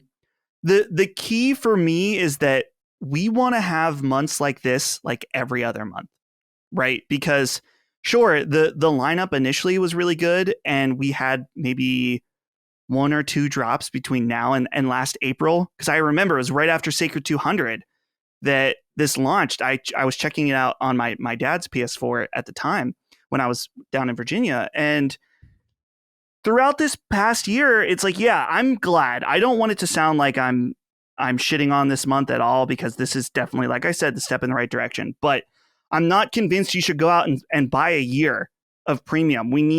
This is what we need to see all the time, right? We need to, and it's not even, like I said, even if it's just every other month, there's one really good thing. Cool. That's all we need. I'm not asking for everything amazing from the PS1 all in like 6 months, but the last year has not given me confidence. So just, okay, we're on the right foot. Let's keep going in this direction. Yeah, I agree. I'm not hopeful, but we'll see. Yeah. They understand what they need to do. It's just a matter of licensing and timing and all of the rest. I did want to note this, though, because there is something interesting here as well. We noted the Horizon Forbidden West is coming to Extra and Premium, and Luke McAllister didn't let that slip by him either. He says, "Hi, CDC. With Horizon Forbidden West being added to PS Plus Extra and Premium just over a year after launch, do you think we can expect a similar release cadence for future first-party games? Is this PlayStation's half-hearted attempt at competing with Game Pass's day-and-date release commitment? Is this meant to drum up interest for Horizon Call of the Mountain and PSVR 2? Or is it simply a one-off situation to draw in more PS Plus subscribers? Thanks for the constant stream of entertainment, and be well."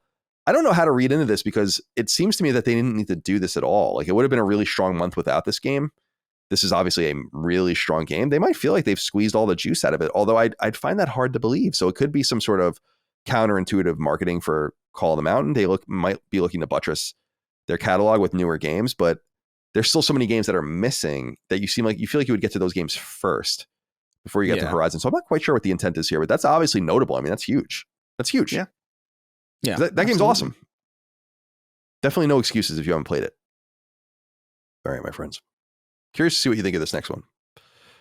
Number 3, according to mostly reliable website Insider Gaming, Sony is planning to release PlayStation-branded wireless earbuds to be used specifically with PlayStation 5. The website reports that the release of these earbuds should happen towards the end of Sony's 2023 fiscal year, meaning a holiday release window is likely. The earbuds are purported to be known internally as Projekt Nomad, quite accurate, I guess, and tote a 5-hour battery life. The website continues, quote, "Of course, just like almost all wireless earbuds on the market, the Nomad will come with a charging case that can be charged via a USB-C cable to the PlayStation 5, end quote, or to the PlayStation 5. Less interesting, but still certainly notable, is that Projekt Nomad will be accompanied by a so-called Projekt Voyager, a new generation of wireless headset for PlayStation 5, more akin to Sony's separate InZone H7 headset, primarily for PC gamers." Gavin Alexander wrote in and said, "Hey, Slurps." I don't like that. "Any thoughts on the Sony-branded wireless PS5 earbuds that Insider Gaming leaked?"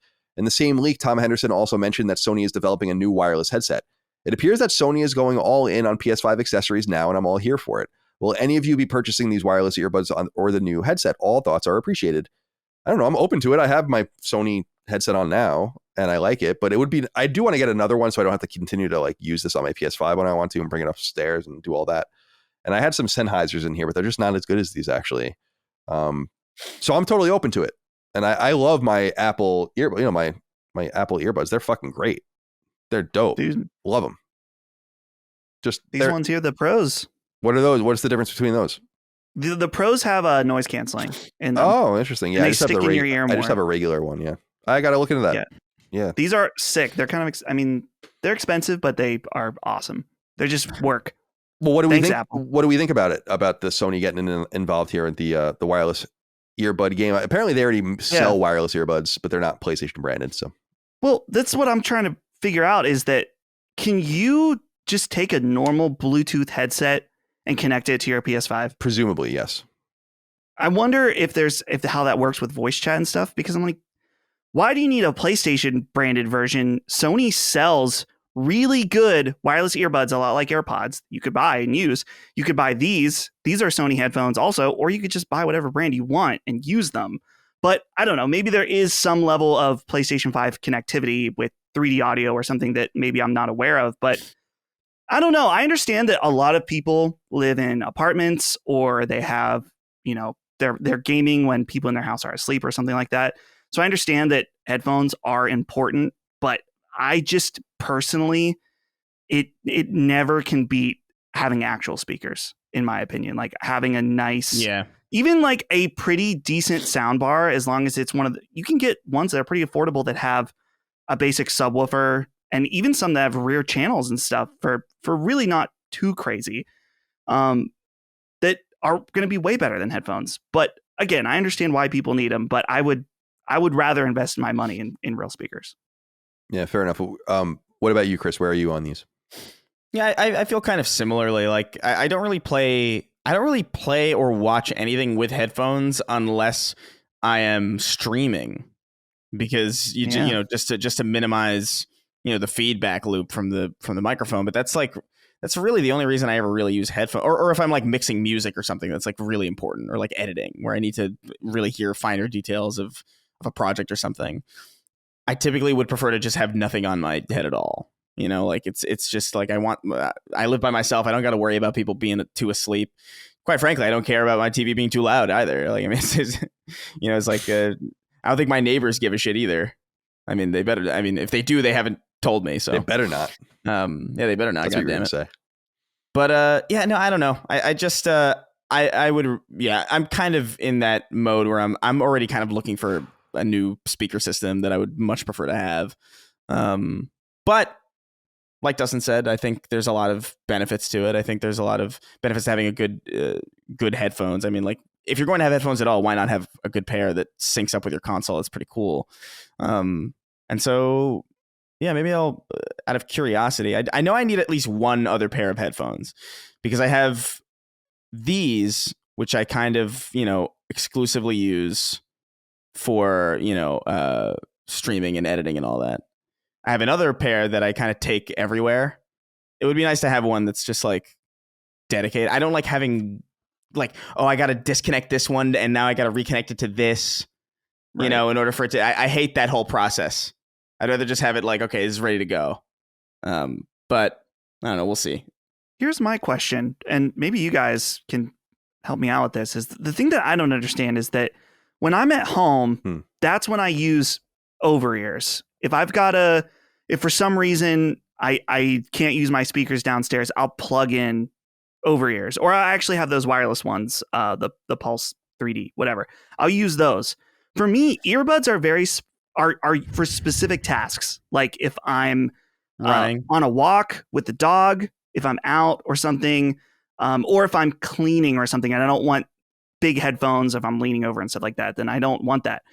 To me, earbuds don't make sense for this type of use. Like I would recommend right now, it's like, why would you do that when you can probably get better sound quality from Sony's or even the PlayStation branded over-ear headphones? Earbuds to me just seem kind of odd.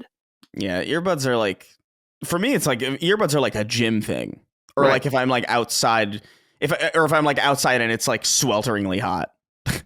Yeah, dude, there's nothing worse than if you take off headphones and it's like a ring of sweat around your ear. It's awful. Like most of the time that I am out, I will have over the ear headphones, like wireless, because it's like it's a very clear indicator of like, don't talk to me. But also I just prefer the sound. Just generally, it's just like a better sound quality overall. But I don't know, man. California, when it gets in the summer, man, I need the earbuds. Yeah, I can't do it. It's funny. Earbuds have existed since the 80s, but it was Apple that popularized earbuds. Yeah. No one was wearing earbuds until MP3 players really popularized them. Earbuds used to be so fucking horrible. Oh, the worst. Dude, skull candies, dude. Oh, that's the junior high earbud. My choice. My ears would be sore. Just shoving those things in there. There would be all this like hard plastic. Yeah, it's awful. Oh man, we've come so far. We have. Yeah, that's why I refuse. They wouldn't stay in my ear either unless they had like the fabric on them. You know, like the little fabric like condom that you would get in like a little bag with the iPod or whatever. And that was just designed to keep it in your ear because like I guess I have fucking big ass ear canals or something. But over time, like these are like so sophisticated because I feel like there's like some weight in them, like they're gyroed or something to like, I don't know if that's true, but they just feel like they always sit right. And there's just I love Apple. Like there's just something about, but I'm sure many other companies do a nice job with these things too. But I'm down because it's funny. I have an old Bose speaker in my gym, in like our home gym downstairs, and I've had that for like I don't even know 12 or 13 years. Like my ex-girlfriend got me that like a long ass time ago, and I've always just used it because I was like, this thing still works. It somehow still works after all this time. And I connect to that, and it's nice. I think I've blown it out a little bit, but I don't have any other speakers at all except for like ones attached to my TV. I need to get speakers for my computer, and I need to get some sort of audio setup. But I don't really like loud TVs. Like, you know, like when you're watching a fucking action movie and they have the 5.1 surround. It's just I'm like, this sucks. Like I don't need it to be this loud. Like this isn't immersive to me. It's scaring the shit out of me. Yeah. Didn't we talk about subtitles recently? Like you're you're using your TV speakers. Yeah. No wonder you can't hear what they're saying.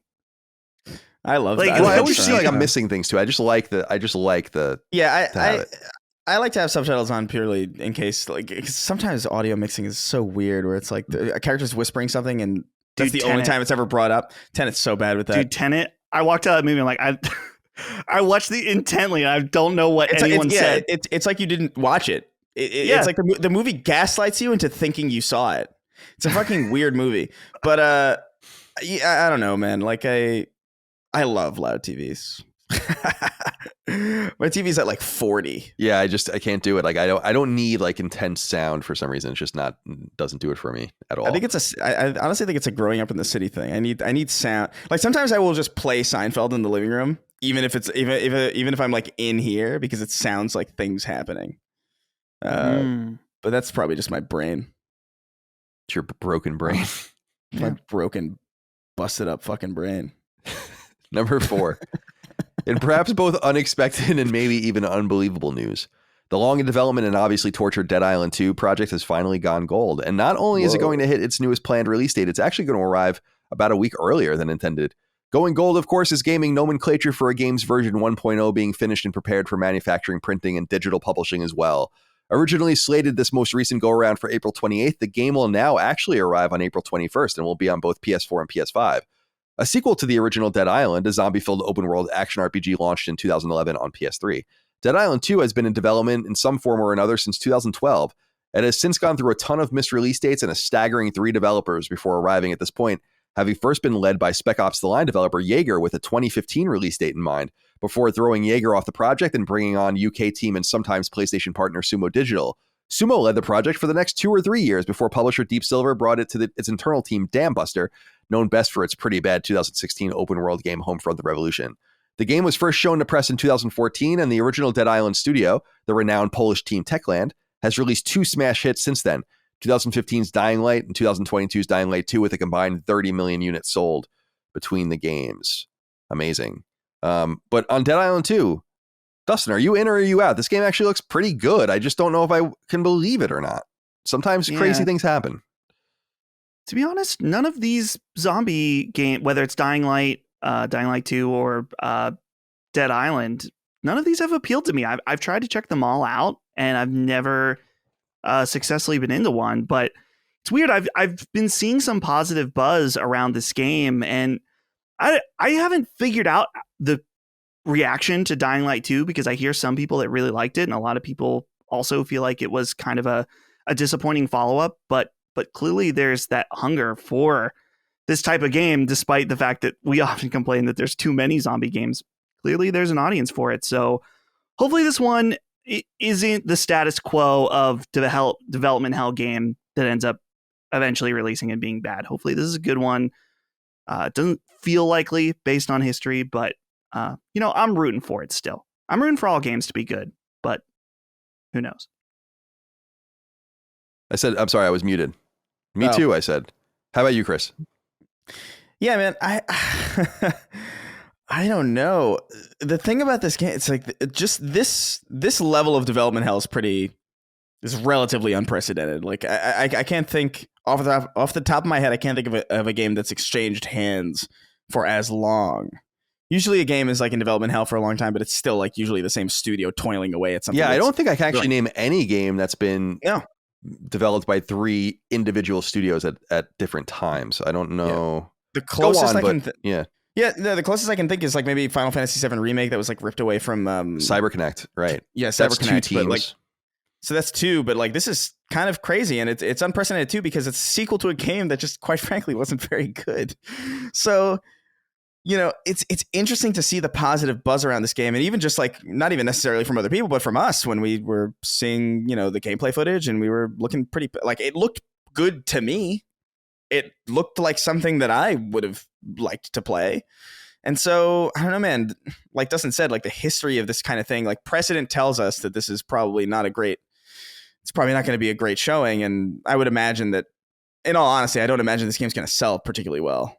But, I mean, it looks kind of good. And if this game does come out, the fact that they're launching it early is also like an interesting kind of, I don't want to say it's free marketing. It's free marketing. I don't want to say it's a display of confidence because they released it early, but it's also like fucking 6 years late.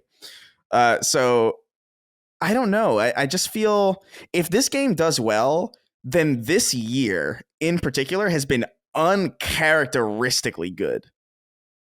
You know what I mean? Like it's like we've had so many good games already. Like really like notably like really good games. And so for Dying Light 2 to come out and be good also is nuts. And that's almost like really difficult for me to even imagine. But I mean, it seems possible. I'm really curious. I got to get in on this. I'm going to be right there. I don't know if I'm going to be day one purchase or anything, but I'm definitely going to be paying attention to this, seeing what people have to say about it. And then I'll make a decision then. But I'm so curious about this. Yeah, me too. It's curious because I'm kind of tired. I mean, I've long been tired of the zombie trope, but I don't really care if something's about zombies if it's good. Like Days Gone being about zombies didn't really bother me, although that was 4 years ago now. But Days Gone being about zombies didn't bother me because I just thought it was fun. And The Last of Us kind of really invoking zombies, especially in the HBO show, more than even in the game, doesn't super bother me either. It just has to be good. And so that the subject matter alone doesn't really get to me. And I like that it takes place in my old backyard in like Venice and Santa Monica. It's interesting, but yeah, I don't know. Like I got to see how things shake out when it comes out, because the one thing that's going to happen this spring is that I don't know when it's going to happen, and it might happen after this comes out. But at some point, Square Enix is going to drop all 6 of those Final Fantasy games on PS4, and I'm playing the fuck out of them. So that's going to be like in my mind, it's going to go like Final Fantasy 1, something else, Final Fantasy 2, something else, Final Fantasy 3, something else, Final Fantasy 4, something else. Like I'm going to try to like split them up like that. Stagger them, yeah. But ultimately, I would like to play and platinum all 6 of those. And especially 4 and 6. And 5 I love too, but I want to play them in order. I want to work up to 6. Like it's easy to go to 6 first. But I want to get there last. Did they confirm platinums for those? Yeah, well they haven't. No, but imagine if it's gold. I doubt it. I doubt they would do that because that would be, first of all, brain dead for them to do. But these games already exist on a platform where presumably they're going to just carry over the achievements from the phone and from PC. Like it's already built into the build. Yeah. So my assumption is that I know people worry about that stuff. I think it's reasonable to worry about that stuff, but I'm not so worried about it. And some people were worried if it was going to be a shared platinum list for all the games. I'm not worried about that either because they will be available a la carte. So that's just not something that would be possible unless one game was the core game and then everything else was DLC. By the way, I wanted to say this because I'm talking about trophies. This is apropos of nothing, but I played Uncharted 4 again recently, but I played it on PS5 for Knockback. That went up a week or two ago. And I noticed that the trophy list is unlike any trophy list I've ever seen. And I don't know if you looked at it or whatever. It has more trophies for a platinum that you need to get for a platinum trophy than any game ever. And usually there's a list. Like I've made trophy lists. So for our game, so it's like you get a certain amount of points you have to spend. And what they did here was you have a full trophy list for Uncharted 4 that's different than the Uncharted 4 trophy list from PS4. So, but it's a full, robust list. Then you have the Lost Legacy with a full list. When you get all of the trophies in the Lost Legacy, you get a gold trophy in the Uncharted 4 list, and you need that gold trophy to get the platinum. So there's like, I love it. And I saw people complaining about that, but I wanted to give it a shout out. I dig it. But I don't want Final Fantasy to be fucking around like that. It's too time consuming. No. All right. Let's move on here. Finally, number 5. As we do each month, we have new NPD numbers to share. The NPD Group, for the uninitiated, tracks hardware and software sales across all channels, digital and retail in the United States, and they release their data each month. PlayStation 5 led hardware sales, while the gaming charts looked a little something like this. The top 5 games sold across platforms in the US for the month of January were Call of Duty Modern Warfare, Dead Space Remake, Madden NFL 23, FIFA 23, and Fire Emblem Engage. Other notable games include Elden Ring at 6, Forspoken at 7, God of War Ragnarok at 8, One Piece Odyssey at 9, The Last of Us Part 1 at 11, Sonic Frontiers at 12, Monster Hunter Rise at 13, and Miles Morales at 19. Substantially decreasing the NPD's usefulness is a lack of buy system sales charts, which they are apparently phasing out beginning with this past month's report. So we used to tell you how games sold on PlayStation individually as a platform. They don't do that anymore. I have to be honest with you, and I don't know if this is true or not, but first of all of the data is available if you pay for it. So they don't give a fuck about any of that. But I would imagine that there might be some complaints, especially from an entity like Microsoft, that doesn't look great in those charts and it doesn't serve the same function. So if you're not going to do it for them, then maybe you just don't do it for any of them. But I loved that they expanded their offerings. They used to only, I don't know if you guys remember, it used to only be the top 10 games. Then it was the top 20 games. Then it was the top 20 games with like year to date, last 12 months, split by platform. And then they've just truncated it again. Assholes. Brert wrote in, and that's what he wrote. B-R-E-R-T, Brert. Hey, CDC. I heard The Last of Us Part 1 sales spiked since the release of the HBO series, and the game has become the 11th best-selling title in January. This sounds like good news for PlayStation, but can you provide some more context? Is jumping to 11th enough to financially justify the remake? My assumption is that they made their money back before the HBO show even came out. It didn't sell poorly. It just didn't sell like gangbusters. It's huge. I mean, this was part of the strategy, I'm sure, the entire time. This game will become a slow burner, very similar, I think, to Jedi Fallen Order, very similar to Elden Ring, very similar to what Hogwarts Legacy is going to become. I mean, Hogwarts Legacy is actually outselling day over day, month over month, all of those tropes, not month over month yet, but I guess week over week, outselling Elden Ring. So you have a game, you were talking about the VGAs earlier, the Video Game Awards. It's like, yeah, okie dokie. So we're going to see how I think Hogwarts Legacy will probably be the number one selling game, which is very rare because that usually doesn't happen. It's usually something boring. So anyway, let's talk a little bit about the sales data, however we'd like. Chris, is there anything that stands out to you? No, I did want to say that just The Last of Us jumping out like that, it's exactly what I thought. I think I even I can't remember exactly what my list was, but I think I even put it exactly there. Oh, for the sales saga, for our sales saga, which we'll be doing again soon. But I don't know, man. I just I'm glad to see Dead Space there because it was I wasn't sure. Like I know everybody that I know is excited for it. I know that people in my immediate vicinity are excited for it. I know that people who care about video games are excited for it. But I was curious as to how well it was going to do overall, because I wondered how excited are people for Dead Space really outside of the core audience? And it seems like a lot of people were pretty fucking hungry for it. And I'm happy about that. Frustrating to see Call of Duty still there, but I mean, what else could you say about that? Yeah, it is what it is. Forever. It is what it is. Dustin, what do you think? Yeah, I'm surprised. I guess it's not surprising, but Forspoken being on there, I guess it is good for Square Enix just because that game definitely had quite a bit to fight against at launch, maybe deservedly so. And then, Fire Emblem being on here. I mean, for me personally, it's cool. I'm a little burnt out about halfway through that game, so I put the brakes on it for now. But yeah, I'm curious about Last of Us. Also, I wonder when they're going to put that on PlayStation Plus Extra, because that's something that I could see myself joining in for a month and playing that. I really do want to play Part 1. I just in the landscape right now where there's so many games that it doesn't make economic sense for me to buy it right now because I don't even know if I'll have time to play it. So, yeah, fair enough. We'll see and continue to track these numbers. I agree with you. I was going to call out Forspoken as well. I actually think that that's fairly decent because we know that One Piece Odyssey, which came in 2 spaces later, actually is sold pretty well. And One Piece Odyssey came out January 13th, so around the same time. And so for Forspoken to be higher on only one platform is a pretty decent sign that the game might have sold well. I don't know, or decently. I don't know what its break even would be, and they haven't said anything about numbers, so I doubt that they have anything milestone-ish to announce. But there it is, and I've been thinking about it. Not now, but maybe later. I'll get to it at some time.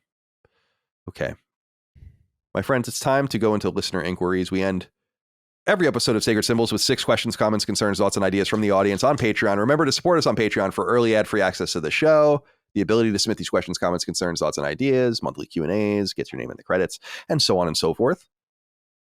This first one is from Chris Beeson. He says, "Hey, Big Daddies. I'm hoping to get your advice on my experience with the first Bioshock game. For whatever reason, I can't bring myself to beat it. I'm currently on my 6th attempt, and I've gotten the farthest I ever have before, but I feel myself falling off yet again. It's either due to the game ending up getting too hard, too boring, or I just get distracted by other games. My question is, should I push through and force myself through the game, or should I just watch a playthrough at this point? I know you're all passionate about the game, especially Chris, and you seem to make the ending or the twist at the end something spectacular that must be experienced rather than watched.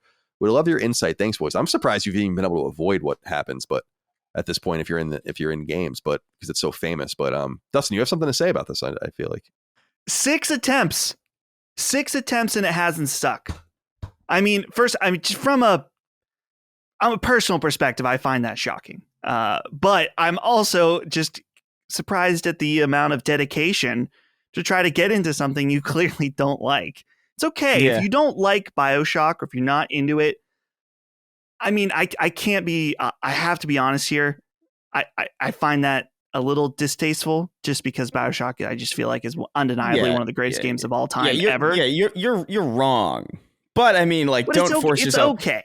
It's okay. It's okay to be wrong. I think. Look, man. I'm in agreement, man. Like, if you've tried to get through this game 6 times and it's not working for you, then you just don't like it. Like, it's fine. Like, just if you're really that interested, watch a recap or something on you. That's what he said. Well, he says, is it too boring? Yeah. It's like, it's either the game ending up getting too hard, too boring. It's like, well, there's nothing boring about Bioshock, so it's just obviously not for you. I mean, people dream about playing games like Bioshock, and having those kinds of experiences again. If it's not for you, that's fine. 6 attempts is ridiculous. I would just give it up. It's never too hard, so I don't think it's that, in my opinion. Yeah. Let it go. Let the dream go. I can't imagine starting a game 6 times. I mean, I started The Witcher a number of times. Like, I started The Witcher, I think, like same. 4 times, The Witcher 3, and I still couldn't finish it. And I was like, you know what? I clearly don't like this enough. Like, right. It's cool. There's a lot I respect about it, but like, this isn't for me. Not entirely anyway. So, that's it. That's fine. That's another game that people will probably be like, you're crazy for not finishing. I was like, I get it, man. But like, I'm not going to force myself to get through something if I'm not having a good time. Like, it's just not how I play. Time is too precious. Yeah. Matthias Gudmundsson wrote in, said, "Hey guys, what is the meaning of survival in survival horror? At first, I thought survival was related to resource management and crafting and such, but now it seems to me that every game that has horror is being called a survival horror game, including games such as Until Dawn and Outlast. If it's not about resource management and simply just surviving in order to finish the game, then I feel the survival part of survival horror is redundant, because surely the goal of every horror game is to survive until the end. Am I wrong here? If so, do you have examples of non-survival horror games?" It's a great question, actually. I don't know who the fuck's calling Until Dawn a survival horror game. It's not a survival horror game. That's what I was thinking. That Someone doesn't whoever make any said sense. that wrong. Outlast is a survival horror game. You are managing resources in that game. Your batteries specifically are what your resource. It was what the important resource is for your camera. So I think that's a survival horror game. But I agree with you. It's becoming a catch-all term very similar to Metroidvania.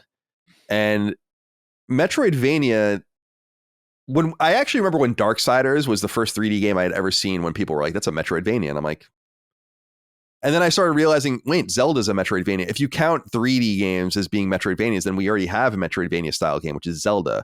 Like we're losing the plot of what it even is or what it was supposed to be. And I feel the same thing here with survival horror, because it's true. I don't know that I can think of very many horror games in 3D that are not survival horror games. And that was supposed to be because of resource management, no doubt. Resident Evil being classic, or Sweet Home if you want to really get fucking nerdy and technical and Japanese with it. But what do we think, Chris? Survival horror. Can you think of any games that are horror games that are not survival horror games?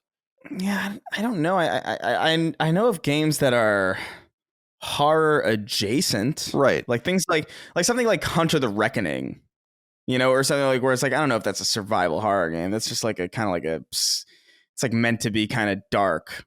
Layers of Fear comes to mind for me, right? Because that's like that's a walking simulator, though. You know. Yeah, I don't know. I feel like, yeah, it's funny that you mentioned that. Like, I feel like I just sort of default calling most games horror games, unless I'm like speaking about specific games, and then I'm like, all right, well, you know, this is one of the best survival horror games ever. But then, like, yeah, I don't know. I can't think of a non-survival horror game.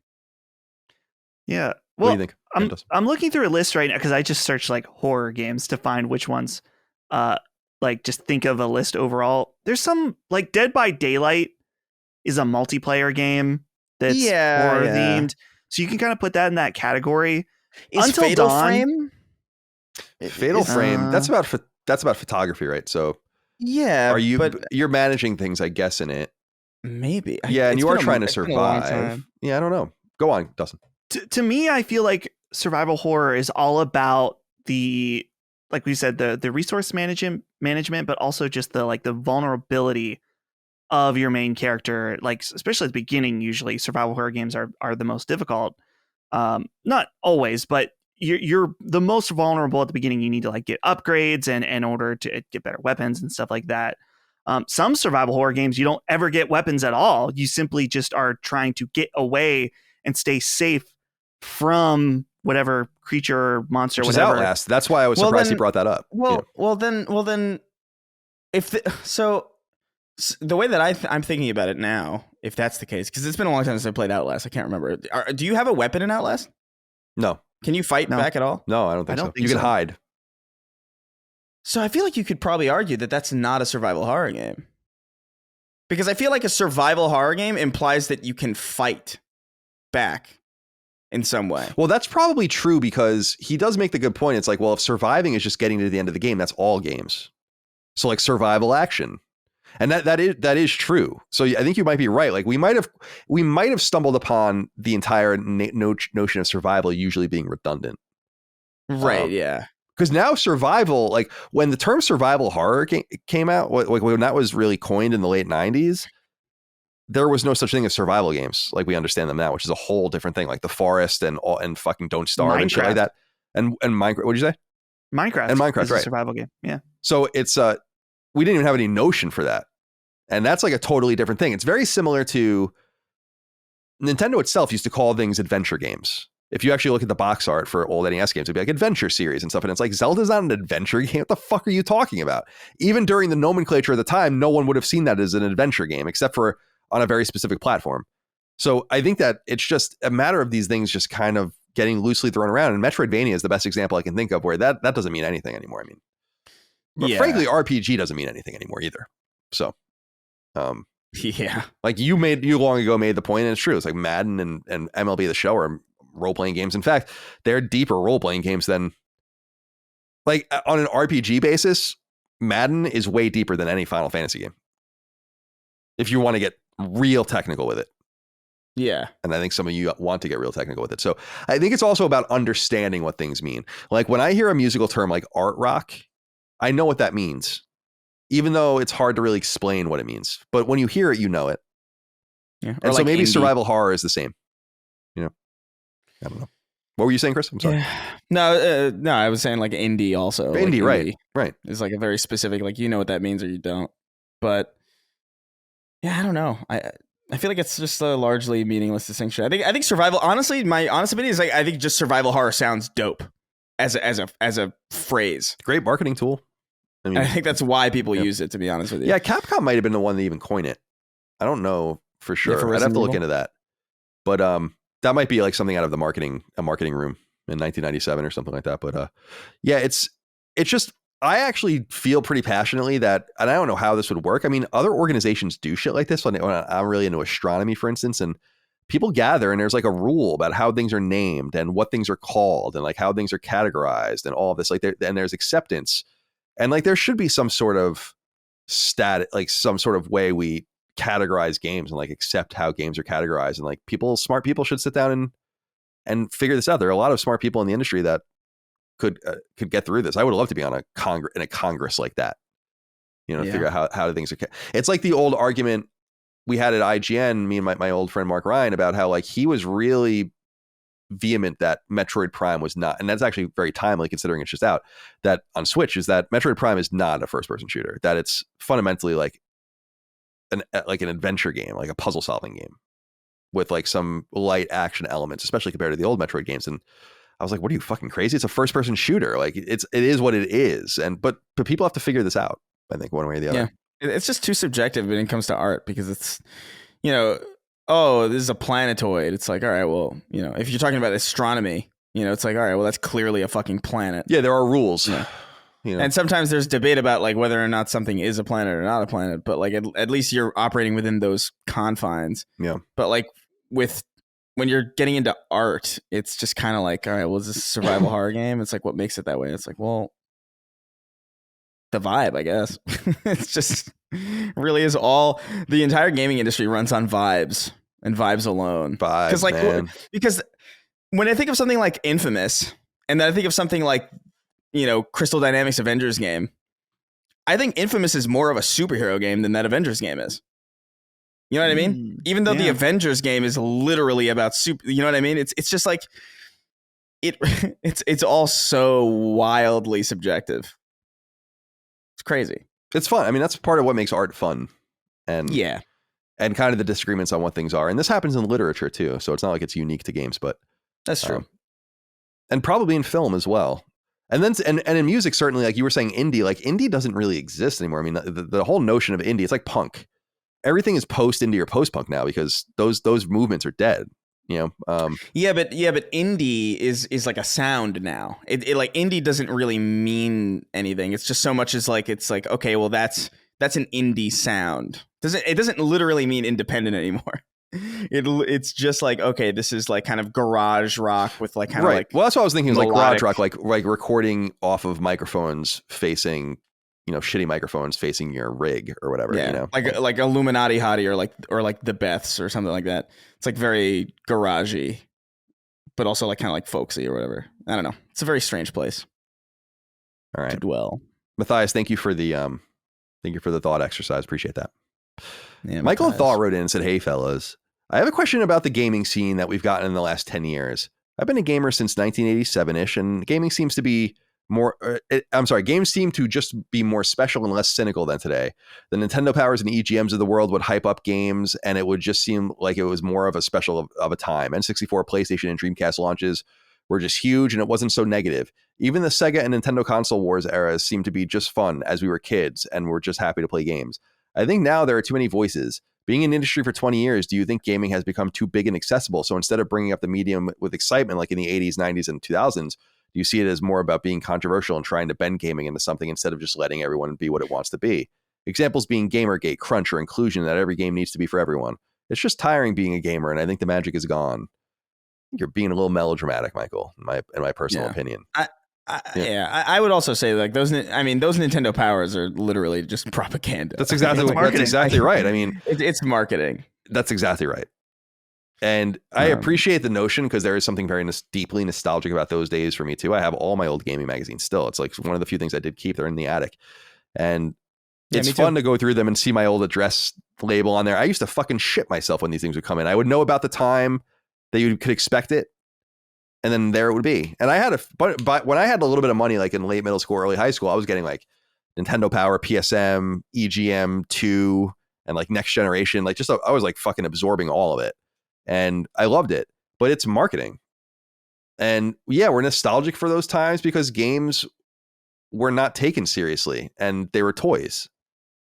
No one has deep debates about G.I. Joe because they're toys. So there's really nothing to people hate everything, of course, and they complain and the collectors are fucking miserable and all that. And I totally understand that, but it's different. Like video games have evolved into something that deserve more credence and more attention. And as someone who came from those days too, just as much as you did, you have to realize that looking back, it's just pure marketing. I mean, go read Nintendo Power. I mean, read it. It's why I don't, it's not that I don't care. I mean, they're nice people, but it's why it's so weird that the PlayStation blog does a podcast. It's like, who would listen to this? You know, like you work for PlayStation, but at the time we didn't really know, understand, or care. Nintendo Power's World looked more at as toy fucking catalogs than they were as something like, you know, if your parents got The Economist or something like that. But overall, like it changed, and I think that change is good. And gaming, there are so many people that have discovered gaming that didn't know it was for them during that era, and I would never want to take it away from them. So no, I think the more people gaming, the better. I actually think gatekeeping is good in some respects, but not in gaming. You know, if you want to like gatekeep, well, like look what the gatekeepers did recently for Dungeons and Dragons. They basically saved it, right? By trying to like really rally to a cause of like, this isn't fair. What you're doing to our content isn't fair. All these kinds of things. And it's just, it's being too watered down and all that kind of stuff. So there's an angle to it there. But generally speaking, I just think that it's good to have more and more people gaming. And if people then come in and change little subgenres or little aspects of it, you don't like that, then that's fine. But gaming is truly for everyone. I do believe that. Yeah. Is console gaming for everyone? No. It's for way more people than know that it is for them, though. And so I want more and more people accessing these things, not less. Or fewer, yeah, it's just a different. It's just I felt very similarly about those times too, like the magazines and even just like the cool. I mean, even the ads were just like a lot more fun. Like those ridiculously sexual fucking Game Boy ads or whatever the hell. Like they were like it's such a funny time to absorb and then there was also, you know, the big reason why I love D3 so much is because like obviously it's a huge marketing thing. Huge. You're literally sitting there watching businessmen sell you things. Literally. That's what it was. And me and my friends couldn't get enough of it. We had parties constantly. We would just like stay at my house the whole day from like the beginning of the day, which was like, I think if I remember correctly, it was like, it was Microsoft at the beginning of the day and then Sony at the end at like 9 p.m. or something. Yeah. And it was awesome. But it's also just very clearly marketing. And there's something, and we still have that, by the way. We still have like great ad campaigns every now and again. And we still get hyped up. It's just different now. I think it just comes from a different place, and it comes from a less centralized place because it comes from the people or the podcasts or the content creators that we just happen to, you know, follow, or the specific games that we are like specifically engaged in. And because it's not such a centralized thing anymore, because we all don't get it from the same magazine or we all don't get it from the same press conference, it feels a little bit more detached than it actually is. But I mean, that hype culture is still around, dude. You know, I mean, look at what happened with Elden Ring, man. Like that was crazy. We have entire content creators built around Vati Video or whatever, like hyping people the fuck up, and it's just some guy now. And that might seem like, I don't know, that might seem like less magical, but I actually think it's kind of dope. I think it's kind of awesome. These different communities have these, like, I think Destiny with like My Name is Bife or whatever, where like it's so cool. It's amazing. Yeah. A different angle that I want to present on this is that I think a big part of it is just the amount of information you get about something now is so incredibly high, whether it's a movie or a game or whatever, that a lot. Let me restart. When we were kids, you would walk into a game store and look at a game and look at the back of the box, and your mind could start figuring out what you think the game is about. And sometimes a game could exceed your expectations. You didn't have three idiots giving you a preconceived notion about the menus being bad beforehand. Of course, I'm talking about us, So, and that's good in some ways in that you can make smarter decisions based on what you hear from a podcast like this one or different reviews. And that's, I think, overall a positive thing. But if you really want to experience the magic of something new that you're excited about, you really need to start going media blackout. It's essential, I think, for people now. Well, I would argue that it is an essential thing, at least for me and my enjoyment of things. Think about, dude, movies, I think, are so ridiculous in this level. It's like, hey, you hear a rumor about the leak of a script writer, and then 6 months later and a million other articles, it's like, here's the first photo from the set. Or like, here's this rumor. It's like, and then you get to the million trailers they put out. It's like Marvel fans probably know most of what's going to happen in a movie before they even see it. The hardcore ones that read all the news and watch all the trailers, see all the set photos, all the leaks. It's like, what's the point? I mean, if you choose to engage in content that way, more power to you. If that's how you enjoy the hype cycle being more important than the movie, or even, I guess in some cases, the game itself, great. But I got to tell you, there is so much value in just hearing about something and maybe getting just enough. Once you know you're in, stop. Like, there was all this new Resident Evil 4 coverage that just came out, which I heard is like really revealing a lot of the game. I'm really happy I don't know what that is. I know enough that it looks promising. I'm putting my money down when it comes out, but it's going to be so fun to experience stuff from that game firsthand because I stayed away from that, and it will feel magical. And I know this. Some people will roll their eyes from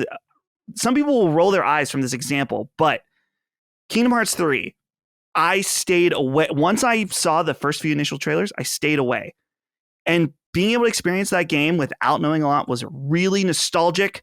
I really had a lot of the same feelings that I had when I was in 4th grade playing Kingdom Hearts 2. But I went after and looked at some of the trailers that Square Enix put out. It's unbelievable the amount that they ruined for that game before you even had a chance to play it. Yeah. So if you want some of that magic back, stay away from the preview coverage. Stay away from the impressions. Once you're in, just check it out for yourself. Yeah, I do the same. It does suck though that the idea that like to in theory to get the most out of the media you like the most, you have to kind of almost disengage with it entirely.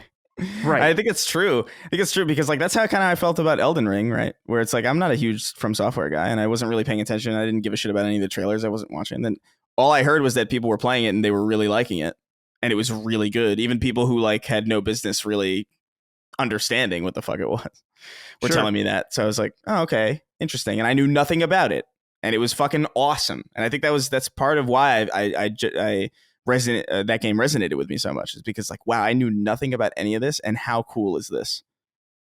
I think there's a lot of value in that, and yeah, I think that's a really easy way to get that magic back. Honestly, like going blind. I love that. I do that a lot with movies now. Like I don't watch trailers for anything. Dude, trailers are the worst. Trailers are the worst. I just like if that movie sounds interesting based on the write up, or if it's got an actor that I'm curious about, or if it's by a director that I like, I'll go watch it. I saw recently this Bollywood movie RRR. Have you seen this? No, I haven't. It's on Netflix. Yeah, it's fucking crazy. It is. They're throwing like it's just people like throwing tigers at each other and like hitting each other with motorcycles. It's absurd, and it's so fun. I knew nothing about it, and I had such a fucking fun time with it. And I think honestly it does a lot to just not know. I agree. I'm incredibly disciplined with that shit. Even when I was more heavily in the industry and on the media side, I was really disciplined about not watching things and not seeing things and not reading things unless I really had to. So yeah, I haven't seen shit from Resident Evil 4. I don't think I've even seen Resident Evil 4 really running. So it's like I don't need to see any of this. I'm gonna obviously buy it. You have a great track record right now. But as far as what Michael's saying, yeah, I don't know, man. I don't agree with what you're saying here. I think that the industry's in a really good place. I think games coverage is in a really bad place in the traditional sense. But as Chris noted, I think it's in a really great place in other ways. And the cool thing is that there's a whole spectrum of content you can buy into, from like the most fanboyish hyping up just nonsense that I makes me want to fucking cringe to death, to like the dude crying to the Disney or to the Star Wars trailer. Like that's just like, I can't, like, I don't know what the fuck that's all about, but I can't do that. And then there's the whole like just mega critical of everything, can't like anything. And that's not the show either. But I think the show just has a more realistic take on gaming being a global and all-encompassing force with social, economic, and political implications, as well as what we love to play and how we love to entertain ourselves. And I've said before, I don't play games to have fun. Typically, I play games because I want to be entertained. And I think those are two different things. And that kind of world requires a whole gamut of coverage that does much more justice. I mean, imagine how cool it would have been to have real games coverage in 1990, as opposed to Nintendo Power telling you to buy everything, which is what it was doing. So, all right. Boothio D. Rodin said, hello, CDC. Long time, first time. Colin, I wanted to pick you up on something you brought up a few weeks ago. When Jonathan Dornbush had joined Naughty Dog, you ironically commented, nothing suspicious about that at all. Could you clarify why you think this is so? As other IGN workers, Andrew Goldfarb and Lucy O'Brien, went to work for Sucker Punch and Ubisoft respectively. Other video game journalists have gone to places like Crystal Dynamics. What is suspicious about this particular case? Or did you mean any journalist going to work for any video game company? Is this a bigger deal than it seems on the surface? I am an outsider to this industry, and your knowledge on this topic would be greatly appreciated. Thank you, lads. Keep up the great work. I think a lot of people agree with me on this, actually, which is that, is it a big deal? No. Should it be? Yeah. It should be a much bigger deal than it is. And I've always felt that way. And I've said it in the past. I didn't get into games coverage because I wanted to make games. I ended up making and working on games as an adult by way of becoming a games analyst, but I didn't want to sacrifice one for the other, and I wouldn't sacrifice one for the other. I'm in this to analyze, criticize, and absorb games as a culture. Secondary and tertiary could be things like making games and doing all the other things that I do on the side. But if push came to shove, I wouldn't choose Lilium over Last Stand. I don't choose Lilium over Last Stand. It's totally a different thing that I do that's additive to my experience. And in fact, I think gives me an incredible amount of credibility, because now I know what it is to make games and release them, like straight up. So that's something that many people that talk about games have no idea what they're talking about in that regard, including me. I didn't know a lot of things until I started doing it. But I think that, imagine you really liked a tech reporter at the Washington Post, right? Pretty respectable place. Our friend Gene Park works there. And you really like this tech reporter, and this person reports on Facebook and Meta, and then suddenly they work in PR at Meta. That's not fucking weird to you? Now, if you don't take video games very seriously, then that's not going to be a big deal to you. If you don't take technology, in that case, in my examples, seriously, then that's not a very big deal for you. But I think it's a pretty big deal for someone who reviewed The Last of Us Part 2 to not even 2 years later end up at that studio. And that's the long and the short of it. I'm not saying he did anything wrong. I'm not saying he even knew that this was going to happen. But remember this. At some point, and we're just using Jonathan Dornbush as an example. I've never met him. He could be a perfectly nice person. I have no fucking idea. I don't know him. But at some point, Jonathan Dornbush worked at IGN, was covering Sony, and interviewing at Naughty Dog.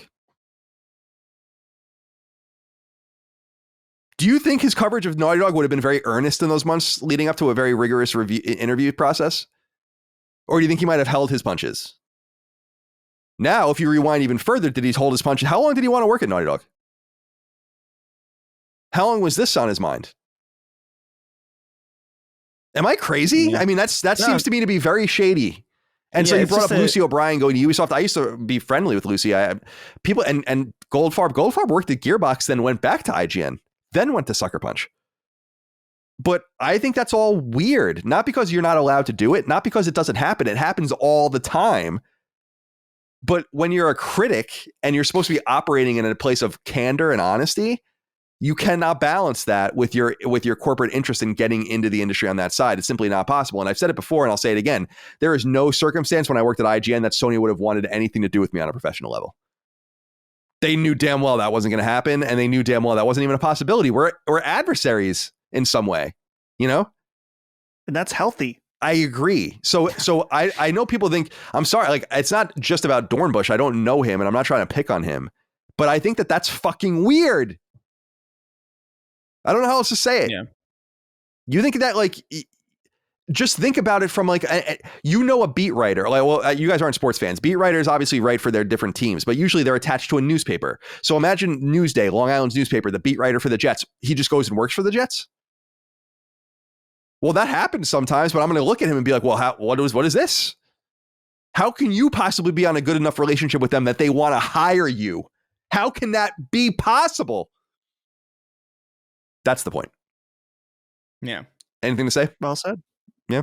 No, I think that was well said, because I never thought about it from the perspective of the interview process. I think that's the most suspect thing of all, actually. It's not just the interview process. That's a big part of it, but it's like, at some point in your mind, you say, I'm going to work at Naughty Dog. Or at some point in your mind, you're looking at opening job openings at PlayStation while you're covering them. Yeah. You have to be crazy to think that that's not fucking weird. I don't know. Or just not take this seriously at all, which is fine, but I do take it seriously. So I hope that makes sense to you. And by the way, you brought up Lucy. I don't even know what Lucy was doing at IGN in her last few years. She was a critic, so that is kind of weird too. Andrew Goldfarb going to Sucker Punch or Gearbox was not a big deal. He was a news writer. We're talking about people that are criticizing video games and, like, writing about things, not regurgitating press releases. Yeah, review. Right. People. Or, like, guerrilla style, editor at large coverage of what's going on at games studios. You can't have it both ways. You just can't have it both ways. It's very similar to, like, fucking Bob Woodward going and working for fucking Raytheon. It's like, what? Raytheon. Take me to Raytheon. Right. Let's move on. Eric J. wrote in and said, hello, Sacred Squad. VGC, our friends at VGC today, posted a story where the Saudi royal family has increased investment in Nintendo from 6.07% to 7.08% with little or no reporting or concern from major outlets. You, of course, have covered this in the past, but it's interesting the lack of outrage from the Twitterverse and gaming outlets. The very groups who recently decided people shouldn't be supporting Hogwarts Legacy based on the idea that J.K. Rowling actively sets out to hurt trans people and she directly gained from sales of the game, yet there is zero concern for the Saudi government whose laws actually do hurt trans and gay people and gain directly from sales of the Nintendo platforming games. Not to mention their other billion-dollar investments in Capcom, Embracer, Activision, Blizzard King, Take-Two, and controlling stake in SNK. So it seems that, as per usual, the hypocrisy of the mob on anti-social media and virtue cherry-picking strikes again. Let me say that I had no problem with anyone deciding to boycott Hogwarts Legacy. I did have a problem with these same people deciding it was okay to attempt to shame others for wanting to play a game, especially when no one is able to be 100% agnostic of human rights issues when it comes to consumerism and capitalism. Thank you for all you do. Very well said. I saw this. There is one important thing that we have to keep in mind here is that Nintendo is not selling its shares to the Saudi royal family. Now, it doesn't make the situation any better, but it does. The intention is different. They can go buy whatever the fuck they want. If people are willing to sell it on the open market or behind closed doors for whatever value, then they can do that. And that's obviously what they're doing. It's very similar to what Vivendi did to Ubisoft for many years as they were trying to hostilely take over. I don't think Saudi Arabia has any intention of taking over. And I also want to be clear that I don't think Saudi Arabia has any malign intentions in entertainment. I have a problem with them trying to spread their money out and us being like, that's fine. They're doing the logical thing. They're a petro state. Oil is going to be important for the next 50 years probably, but they're relying on They need to get beyond oil, and they're trying to do that. And you can learn a lot about that. I've watched and read a lot about this whole kind of beyond petroleum thing that they're trying to do in all their various investments. So Nintendo didn't do anything wrong, but it is worth noting and writing about because, I guess J.K. Rowling believes women are women and men are men or whatever, and you can agree with that or disagree with that. If you came out as trans in Saudi Arabia, they'd execute you. So if you do care about these specific things, then it does matter that 8 pennies on the dollar in operating income are going to the Saudi royal family. And these things all need to be reported on equally, and outrage should be equal. And again, I'll say it, I said it last week and Chris wasn't here for it, but it's very easy living my life because I don't put myself in any of these boxes. I don't have to twist myself into a pretzel ever. It's just like, I don't know, you can't live this economically moral life. So why are you trying, or why are you shaming other people? Dustin, did you see this story about Nintendo, and do you think that it deserves more coverage, especially as the Saudis, as he said, are slowly starting to get involved in a lot of companies we do interact with? Yeah, it totally sucks. And it sucks for me in particular, just because I of current Nintendo, I'm probably the biggest Nintendo fan on the show now. Not necessarily a fan of Nintendo as a company for many reasons, but as far as Nintendo products. And so, yeah, it sucks that when I go and buy a Nintendo game that it is, supporting something that I don't like. But it's like you said, Colin, there's no way to live a completely moral life when it comes to the things you buy. But as I said last week with Hogwarts Legacy, is that if you feel guilty about something, then you shouldn't buy it. It's okay. For me, it's okay if you feel strongly about something that you can choose to not buy it. And it's okay if there is a certain degree of what some would call hypocrisy, where it's like, okay, well, this is a little too far for me, the way I feel personally. I know there are other atrocities or bad things going on with the things I buy, but this one makes me feel a certain way, so I can't do it. I'm okay with that. Again, but it comes back to what Eric's saying, is that we can't expect everyone to feel and do the same things as we do. Like, you can't constantly force your beliefs on other people and tell people what to do. It doesn't work that way. So especially go ahead. I mean, just strategically speaking, from this whole boycott thing, I'm speaking specifically about Hogwarts Legacy, I guess. I just don't understand what the strategy is in just harassing people who clearly just want to play the game. I'm going to say this straight up. I don't know if this is going to be controversial or not, but I fully believe it. And I don't think I've spoken to a single person who's disagreed with this, really. And, the people who went out of their way to harass people for streaming the game or like buying the game have done way, way more harm to the trans community than anybody who bought the game for $60. Yeah. I'm sorry. I agree with you, dude. 100%. Because that's what happens when you turn something into a fucking culture, like a culture war issue for no fucking reason. That's what happens.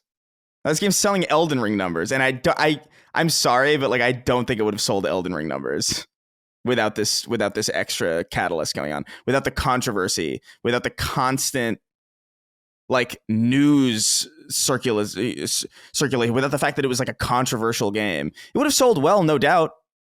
It's a Harry Potter game, but I mean, what was the last Harry Potter game that sold well? I was actually looking. The highest selling Harry Potter game was 10 million copies, and it was the first game on PS1. Yeah, a long time ago, back when Harry Potter was very, very new, very, very fresh, and very, very exciting. Fantastic Beasts. Those movies aren't particularly well regarded. Those aren't famous movies, really. The IP is kind of not in a great spot. Well, you know what games certainly sold more than 10 million copies already? Hogwarts Legacy. Right. That's what I'm saying. It's if you would, I don't know, man. It's just it's frustrating, and it's funny too because this is not like a red team versus blue team situation. It's just basic understanding of just this is not how you win. This is just not how you do it. It's just a very dumb strategy. And as far as the investment in Nintendo, I wouldn't necessarily say that it's hypocritical for you to, because J.K. Rowling is a direct full on beneficiary of everything that comes out of Hogwarts. I get it. That makes sense. Whereas with Saudi, it's a little bit less so. It's percentage wise, it's a different situation. I understand why people might not have the same fervor, but I don't know, man. Pick your battles. You got to pick your battles, and I'm with Dustin in the sense that it's fine to be personally hypocritical in some sense. I don't think there's a single person on this planet who isn't a hypocrite in some way. Oh my God, totally. But I can't be stressing out about this. I have a I have a small story about this that I think is important because it relates to this about this idea of like Sure. realizing that you're a hypocrite, because this happened to me. When I was in either 12th grade or maybe this is my first year of college, I went on a mission trip with my church to the Dominican Republic. And in that trip, there was a day where we were in the sugar fields, like the sugarcane fields. And I was filming a video about the trip.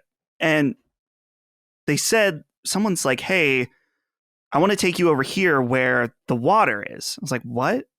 They're like, oh, yeah, this village doesn't have running water. I was like, okay, well, that sucks. But okay, come show me. So we walk like, I don't know, 5 to 10 minutes outside of where people live. And there's this dingy stream that seriously was maybe no more than a foot wide, where people could go like fill up a bucket. And this entire village was based around, I think it was owned by Domino Sugar. And this is the one with the running water. And that really, really made an impact on me on that moment. I was like, oh, people are buying drink, like with the money they have, they're buying drinks from the store because they don't have running water, or they're buying alcohol because it's safer than drinking this shit. And for a long time afterwards, I was like, well, I have to buy like what's it, fair trade sugar. Like, right. I got to do this. I saw how they lived. I have to do something, right? And then eventually it's like, well, anytime you buy a drink or like a pop or a soda or whatever, if you buy a candy bar, or if you buy anything, it's gonna feed that machine. Like, you buying the fair trade sugar does not do shit.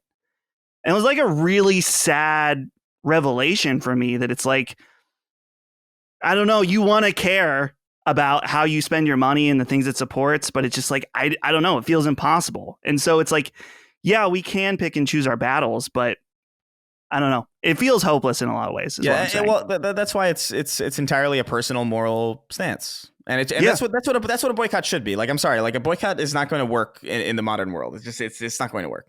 The notion of boycotts working in the sense that in the dictionary definitional sense is a very, very antiquated old world idea. It's from the idea of like, oh, this small town that relies on this one shack. You know, if they don't go to that shack anymore, yeah, the shack's fucked. But like, you're not going to meaningfully hurt Walmart in 2023 by not shopping there. Like, maybe over the course of time, people will stop shopping there because they just, you know, Amazon's better. But like, then imagine boycotting Amazon. What are you, stupid? Like, what do you like? At that point, you're just inconveniencing yourself. Yeah, it's the self-fulfilling prophecy of all of it. It sucks. Yeah, it's fucked. There's this old documentary I saw about Walmart, probably in like the late 90s or early 2000s, about like the devastation to a single town, and how like just the deep irony at the center of the premise was just they all killed it themselves because they all went to Walmart. Like, all they had to do is not go to Walmart, and they couldn't even do that. And it's inexorable anyway, because even if they were disciplined, their neighbor is still going to go to Walmart. Like, it's still going to happen, and it sucks that it's very, I've been using this term a lot recently, but it's very Malthusian. Like, it's very like despair oriented, black pill type, you know, there's no hope, but it does feel that way sometimes. And I actually had it's not very similar, but I remember going to Mexico and going to Cabo specifically, and going to a resort there, like a 5-star beautiful resort, and it was just surrounded by like shanties, the likes of which you will never see in the United States. Yeah. I'd never seen anything like that with my own two eyes. And meanwhile, I'm like, you know, drinking it, getting fucking hammered and eating whatever I want and giving them $2 and $3 and $5 tips, which is nothing to me, you know, and nothing to most people that are going to these places, and most people generally. Right. But was like half their pay, or like a big deal if you gave them a $5 tip or whatever, and like and US currency and all that. And it's like, I'm like, I'm never doing this again. And I don't, it's like, I'm not going to these like impoverished places and fucking spiking the football on them. It's like just not happening anymore. So that's like my own little way of changing things. But lo and behold, that's not going to stop everyone from vacationing all over Mexico, regardless. Right. All right. Dylan Michael wrote in and said, hey, CDC, when do you realize it's time to step away from the controller for a little while? I'm on this seesaw, feeling guilty for gaming too much, but also sometimes playing games I'm not loving and playing them just to pass time. I have a full-time job and still balance things like errands and gym time, but personally, the zest in gaming just doesn't hit the way I want it to. So when do you know for yourselves personally it's time to do something else? I mean, I think you've encountered the time. I wanted to use this question to cap things off because it's like you're describing the exact time you know when it's time to do something else. For some reason, people think that like when you walk away from video games, like you do it permanently. You can. But what's the big deal if you just don't play games for a while and come back to it when you're really excited? We all know the feeling of being excited to play video games and getting immersed in video games and all of that. And then we all know the period when you're, I mean, going through the motions. I've done this professionally for so long that I've been there many a time. But how do you know it's personally time to do something else? You're in the moment, Dylan. Like, there you are. You know, seize the day, my friend. Don't feel like you guys have to do things you don't want to do. Take a break. It's better you take a break now anyway, because most games come out unfinished. So by the time you come back, they'll probably be mostly finished. Yeah, exactly. It's a great point. I think I do understand it on a personal level of people wanting to stay involved and they feel like they're dropping out. And I feel that way with some bands I liked, where it's like I really liked this band at first, and now I'm like 4 records behind. I have no idea what the fuck's going on with this band. It's like a different guitar player now. And I'm like, I don't know. I'm out. Sometimes you just lose track of things, and that's okay. But gaming is supposed to be a very small L liberalizing sort of thing. Like, it's an option. For some people, it's a lifestyle and it's a real hobby. And I think it is for us, but that's okay. So, now is the time, Dylan. Yeah. Or maybe if this is the case for Dylan, where you want to play games, but you're like, I'm not enjoying this, then you don't have to finish a game. I know some people really feel this way. And if that's how you play, that's fine. But if you're not enjoying something, play something else. So this is a time when I'll sound like a Sony shill right now. Get PlayStation Plus Extra. There are more games on there that for you to play. And surely maybe that's the move, is that you can check out more stuff, but there's no contract when you start a game. If you don't like it, move on. Yeah, I agree. Yeah. I agree. I do try to be as complete as I can, but there are games I'm looking at my trophies now. Like, what game? So I beat Dead Space, beat Uncharted 4, beat Evil West, beat Callisto Protocol. Chained Echoes, I just kind of walked away from. I actually really liked it. I just got distracted. Beat Crisis Core, beat God of War, walked away from Tactics Ogre, just got distracted by other things. Beat Shatter, beat Trails of Cold Steel, walked away from Tunic very late. I could have beaten Tunic in probably the next 15 minutes if I kept playing. I just was like, So that's crazy to me. Yeah, so that's too much, like, to me. But yeah. I mean, I finished so few of my games. It's insane. It's honestly staggering. It's irresponsible, quite frankly. But dude, most people don't finish their games. Achievements, and that's why I've been so surprised by how open Microsoft and later Sony chose to be with achievements and trophies in that data. Is like you literally see exactly how many people beat games, and it's very few people. Yeah. Let me look here. I was just talking about, let me pull this back up. I was talking about Dead Space. So let's see. The last trophy is 25% of people that played Dead Space beat it on medium or higher. So a quarter of people that played Dead Space. I mean, it's not that long, and it also came out weeks ago, the 27th, like 4 weeks ago, 3.5 weeks ago. So that just goes to show you, like, you're not alone. You're definitely not alone. I mean, what's even crazier is that only 1 in 5 or 4 in 5 gamers even got past the first chapter, which means 1 in 5 people played Dead Space that didn't even get past the first chapter. That's the crazy shit and the interesting shit to me. And I am really surprised that they are so open and loose with that information, because it doesn't make anyone look very good and makes you wonder, like, what the fuck people are doing out there. Yeah. You bought Dead Space and then you didn't play it for 20 minutes. 1 in 5 people? That's crazy. All right, whatever. All right, let's get the hell out of here, my friends. It's time to go. Chris, closing comments. Oh man, I don't know. I'm feeling pretty hungry. I think I might walk down to my local Chippers. Yeah. Oh. Hey. Hell yeah. Hopefully you have a better experience than I did. Yeah. Earlier this week. I do too. All right, fair enough. Chippers for Chris. Dustin, closing comments. Colin, I noticed we were both wearing our PlayStation shirts on our PlayStation podcast. Yeah. So, clip this shit. You can call us fanboys, call us the Sony ponies. Just don't call me late for dinner. That's right. I don't care. Call me whatever the fuck you want. I don't care. Yeah. Just keep watching. All right, my friends. We appreciate you. Thank you so much for your love, kindness, and support of all things Last Stand, Sacred Symbols, Defining Duke, Constellation, Knockback. We couldn't do any of these shows without you, and it's all due to your support on Patreon at patreon.com/laststandmedia. Buy merch, laststandmedia.store. We'll see you in Texas at the live show in Houston in the coming days. Until next time, goodbye. See ya. Take care, guys.